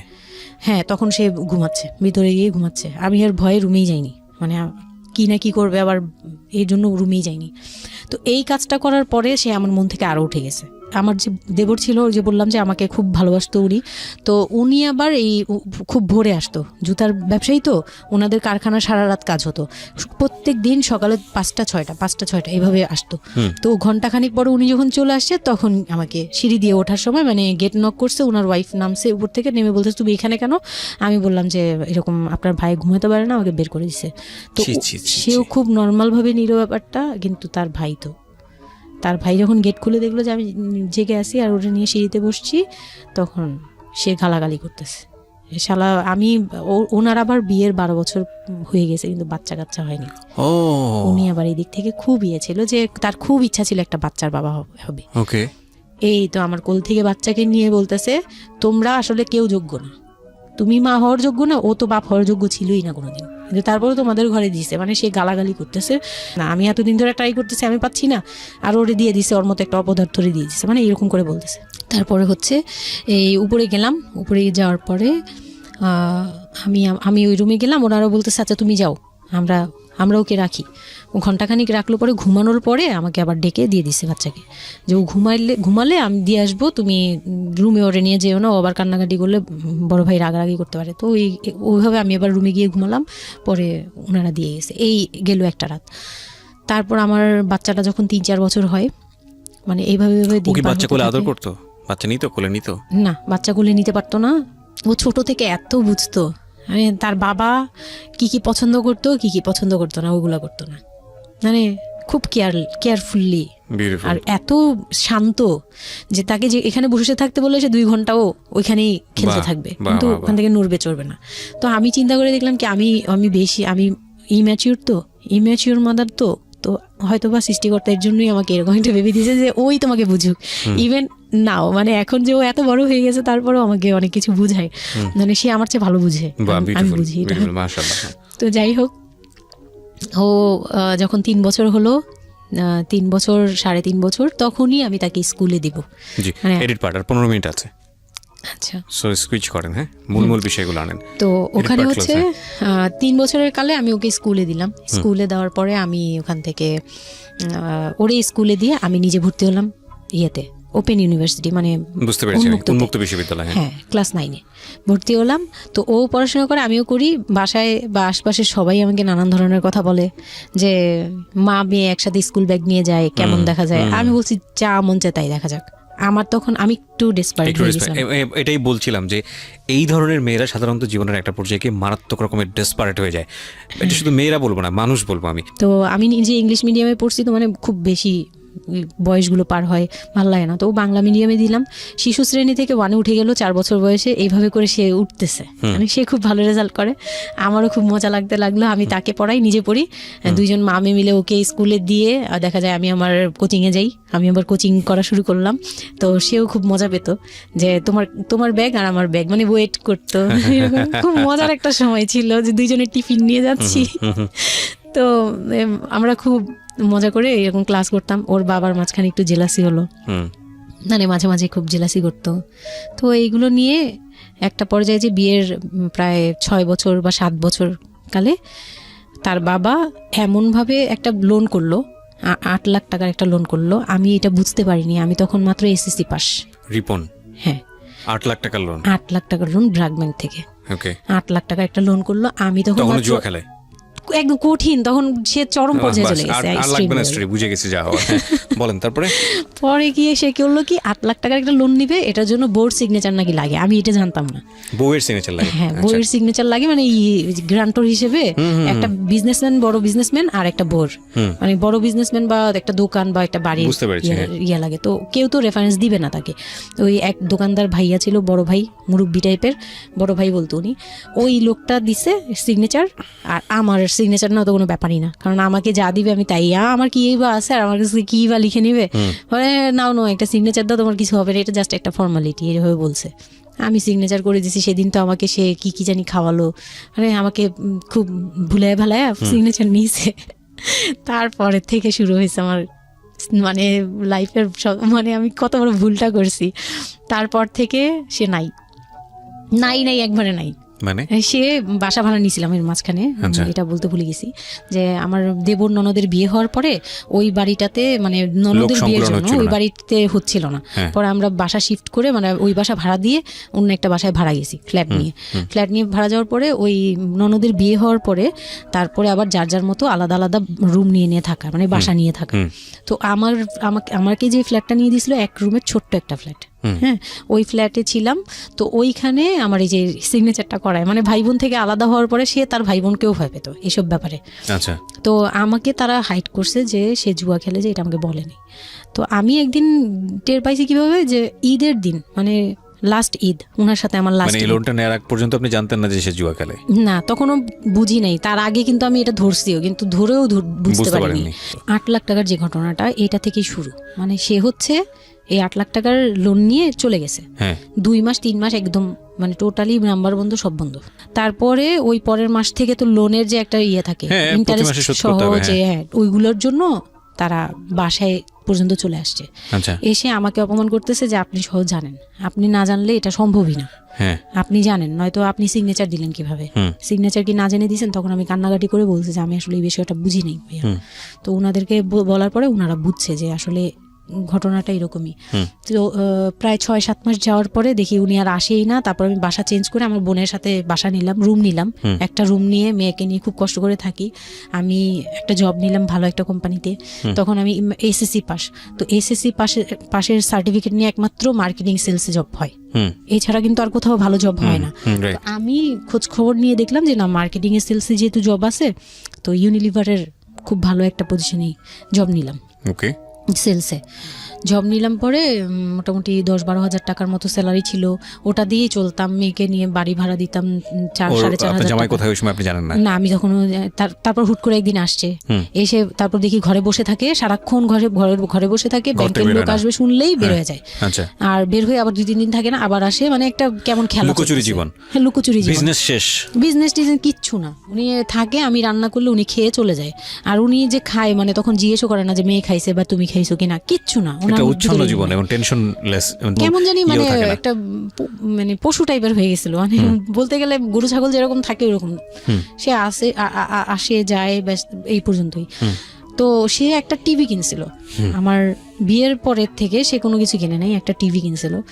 লাস্ট মানে যে ছোট লোকি পানাটা করছে সে, যেদিন আমার সাথে, আমি তো তার সাথে ঝগড়াও যেতাম না, তর্কেও যেতাম না, কোনো ধরনের ইয়েতেই যেতাম না। মানে ওই লোকটা এরপরে যে লাস্ট কাজটা করলো, যেটার উপর থেকে মানে পুরোপুরি মন থেকে উঠে গেল, যে একটা টিভি ছাড়া তার ঘরে কোনো কিছু কেনা ছিল না, সব আমার করা। মানে আমার গহনা গাটি বলেন, যাই বলেন ছিল, যাই ছিল টুকিটাকি সব আমার নিজের করা। শুধু ওই টিভিটা সে কিনছিল নিজের টাকায়। সে যাওয়ার সময় মানে একদিন চিল্লাচিল্লি করলাম, মানে আমি আর সহ্য করতে পারছিলাম না, যে প্রত্যেক রাতে আসি, আমি ডাল ভাত যাই রান্না করি, অনেক সময় দেখা যায় ডালও নেই, চাল আছে শুধু, একটা ডিম নিয়ে আসছি, ভাজছি, ভেজে নিয়ে সামনে বসছি, সে খেয়ে উঠে গেল। মানে আমি আর আমার মেয়ে না খাওয়া, বাচ্চাটার জন্য সে মানে এরকম টাইপের, মানে নেশাখোররাও এর চেয়ে ভালো। আমার মনে হয় যে একটা এডিক্ট হলেও সেও চিন্তা করবে যে আমার বাচ্চাটা খাইছে, তো কিন্তু তার মধ্যে এই ফিলটা নাই। তো আমার একদম বিরক্ত হয়ে গেলাম এক পর্যায়ে। তারপর আমি বললাম যে আপনি আর কত এরকম করবেন, আপনি এরকম কেন শুরু করছেন, আপনি কি চান আসলে, আমাদের কাছে কি চান? তারপর সে বলতেছে যে আমার বোন আসছে, আমার বোনকে বলতেছে যে আমি নষ্ট হয়ে গেছি, আমি কি করে টাকা আনি, হ্যান ত্যান, হ্যাঁ এগুলো বুঝতে বলছে। পেরেছি, যাই মানে হোক। শেষ সম্বল আর কি, যা বলার আর কি। হ্যাঁ, পরে আমি তো আর আমার বোনও খেপছে, আমার বোন জামাইও খুব রাগারাগি, হ্যাঁ আপনারা আসলে ওরে ইয়ে করতেছেন, লাই দিচ্ছেন, এই সেই উল্টাপাল্টা কথা বলে টলে সে চলে গেল। চলে যাওয়ার সময় সে টিভিটা হাতে করে নিয়ে গেছে। বিক্রি করে দিবে? হ্যাঁ, আমি আমার জিনিস নিয়ে গেলাম, আমি যা যা নিয়েছি সেগুলো নিয়ে গেছি। তো আমি সবচেয়ে মানে খারাপ লাগছে জিনিসটা, যে এতটা ছোট লোকের সাথে আমি ছিলাম এতটা বছর। তখন আমার মনে হয়েছে যে এরকম একটা ছোট মনের মানুষের সাথে আমি এত বছর ছিলাম, এটা বলতে লজ্জা হয়। এই যে গেছে সেই লোকটা আর আসে নাই। তো আমার মামা যেটা বললো যে তোমাদের আসলে এইভাবে ঝুলে থাকলে, তখন তো 2 বছরের মতো প্রায় আমরা সেপারেটেড, মানে আলাদা থাকি। সে চলে গেছে 2 বছরের মতো হয়ে গেছে। তো বলতেছে 2 বছর পর এসে এই যে আজকে বললো এই কথা, আবার যে 1 বছর পর এসে আরেকটা ঝামেলা করবে না এমন কোনো কথা নাই। আর আমার মামা তখন আমাকে বলতেছিল তোমাকে আমরা একটা বিয়ে দিব, তোমার এখনো ওই বয়স আছে এই সেই। আমি তো তখন একবারেই না আমি বিয়েটি আর করতেই পারবো না, আমার মেয়ে আমি বড় করবো, এটাই আমার টার্গেট। তো তারা বলতেছে আচ্ছা ঠিক আছে, বিয়ে করো বা না করো, তোমার এইটার একটা সাইড করা দরকার। তুমি নিজ থেকে ওর কাছ থেকে এমনিতেও কিছু পাবা না, উনিতেও কিছু পাবা না, তুমি নিজ থেকে একটা ডিসিশনে চলে ওর কাছ থেকে ডিটাচ হও আগে, যাতে ওর তোমার উপর কোনো দায়িত্ব না থাকে, অধিকার না থাকে। তখন গিয়ে মানে যেই গার্জিয়ানরা বিয়ে দিয়েছিল তারাই একসাথে বসে আমাকে ডিভোর্সের করে দেয়। হ্যাঁ, ওকে। তো ডিভোর্স করার পর you feel bad for this, like আপনি ডিভোর্স দিয়ে দিচ্ছেন, ও মানুষটার প্রতি কোনো মায়া বা দয়া? না, বিন্দু মাত্র না। আমার কেন জানি এটা ফিল হয়নি, আমি নিজেও জানি না। সবাই বলে ডিভোর্সের সময়টা নাকি খুব, কিন্তু আমার কাছে মনে হচ্ছিল যে না, এটা একটা ভালো সমাধান। আমার তখন মনে হয় যে আরো আগেই বের হয়ে আসা হচ্ছিল। ফাইন, এবার আমার কিছু কোয়েশ্চেন আছে, খুব শর্টকাটে আমি অনুষ্ঠানটা শেষ করবো, তারপরে রিয়েলাইজেশনের জায়গা থেকে আমার যারা লিসনার আছে তারা শুনলেই বুঝতে পারবেন যে আসলে স্টোরিটা কেন আমরা প্রচার করলাম। আপনি তো এখন কোনো না কোনো জব করছেন, আপনার সন্তানের খরচ ভরণ পোষণ আপনিই দেন, এবং আমি জানি যে আপনার একটা স্বপ্ন আছে নিশ্চয়ই, এবং আপনি কোনোভাবেই চাইবেন না যে আপনার মেয়ে, আপনি যে অবস্থাটা ফেস করছেন সেটা আপনার মেয়ে ফেস করুক। এবং আমার কেন জানি মনে হচ্ছে যে আপনাদের গল্পটা শুনে যে আপনার মেয়ে আপনার খুব ভালো একজন বন্ধু, সবকিছু মিলিয়ে। ওকে, সো একটা কথা, সৃষ্টিকর্তা কখনোই কোনো মানুষকে কমপ্লিটলি আনহ্যাপি করে না, কমপ্লিটলি হ্যাপি করে না। হ্যাঁ, আপনার এই কষ্টময় জীবনের মধ্যেও আপনাকে আল্লাহ একটা বেস্ট গিফট দিয়ে দিয়েছেন, সেটা হচ্ছে আপনার সন্তান। কিন্তু আমরা যদি একটু অন্যভাবে দেখি গল্পটাকে, যে ঘটনাটা ওর জীবনে ঘটে গেছে, প্রতিনিয়ত ঘটে গেছে, আপনি এই সমাজের জায়গা থেকে যদি আবার চিন্তা করেন, ওর লাইফটা কিন্তু একটা স্পটলেস লাইফ না। ও যখন সেকেন্ড একটা সম্পর্কে যাবে, সেই সম্পর্কটা একটা স্বাভাবিক সম্পর্কের জায়গা থেকেও চিন্তা করতে পারবে না। এবং ওকে যখন একটা মানুষ নিজের জীবনে নিতে যাবে সম্পর্কের বাইরে এসে, তখন একটা জিনিস চিন্তা করবে যে ওর একটা পাস্ট লাইফ আছে, ওর একটা মেয়ে আছে, মেয়ের বয়স কত বছর চলছে? 12 বছর চলছে। এবং ওর বয়স যেখানে, আপনার কত? 21? আমার হচ্ছে 27। সো ওর প্রায় ওর বয়সের অর্ধেক বয়সের 2-3 বছর কম হবে, যাই হোক। তো এই যে ব্যাপারটা, এগুলো খুব ভালো চোখে দেখে না, দেখবে না, খুব স্বাভাবিক। হয়তো কোনো ব্যক্তি মানুষ দেখলেও দেখতে পারে, কিন্তু যখন পরিবারের জায়গা থেকে আসবে এই সম্বন্ধটা, তখন কোনোভাবেই পরিবারের অন্য লোকজন এটাকে কোয়েশ্চেনেবল, মানে কোয়েশ্চেনের জায়গা থেকে এটা ছাড় দেবে না। তাহলে দেখুন, ওর জীবনের বিগার লস, কিংবা ওর জীবনের যে একটা ভয়ানক রকমের একটা ক্ষতি, পুরো জীবনের মোড়টাকে অন্যদিকে ঘুরিয়ে দেওয়া। যদি একটা নিউট্রাল জায়গা থেকে আমরা চিন্তা করি, একটা মেয়ে তার জীবনটা আসলে কেমন হওয়া উচিত ছিল, সেই জায়গাটা থেকে, তাহলে ওর জীবনটা কোথায় গিয়ে দাঁড়িয়েছে। এবং যদি এভাবেই জীবনটা চলে যায়, তাহলে ওর যে মেয়েটা বড় হচ্ছে, সে মেয়েটা বড় হয়ে একসময় নতুন একটা সংসারে চলে যাবে। যেহেতু সে ছেলে না, সুতরাং তার মার প্রতি দায়িত্বের ব্যাপারটা হয়তো অন্যরকমভাবে তাকে পালন করতে হবে, সেখানে গিয়ে সে থাকতে পারবে না। তাহলে এই মেয়েটা একসময় বড় হতে হতে হতে হতে হতে এমন একটা জীবনে আসবে, যখন বার্ধক্য চলে আসবে, যখন আশেপাশে কেউ থাকার মতো থাকবে না, তখন এই মেয়েটার জীবনটা, মানে সারাটা জীবনের জন্যে তাকে একটা অদৃশ্য জেলে পুরে দেওয়া হয়েছে।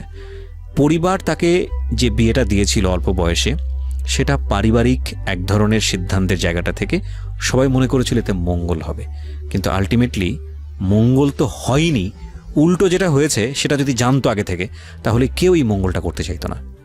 কিন্তু এগুলো কিন্তু একেবারে আমাদের প্রত্যেকটা জায়গা থেকে আমরা কিন্তু সবাই বুঝি যে বয়সের ডিফারেন্স থাকলে কি হতে পারে। ভাই, এটা তো হিন্দি সিরিয়াল না। এখানে একটা অসম বয়সে একটা মেয়ে বা ছেলের বিয়ে হলো, তারপরে দেখা গেল যে স্বাভাবিকভাবে তাদের মধ্যে যেটা হওয়ার কথা সেটা হচ্ছে না, অন্য কিছু হচ্ছে। এই বিষয়গুলো তো আসলে এরকম না। জীবনটা তো আসলে এই ধরনের ড্রামা মেইনটেইন করে না, এটা নাটকের চেয়ে অনেক বেশি নাটকীয়।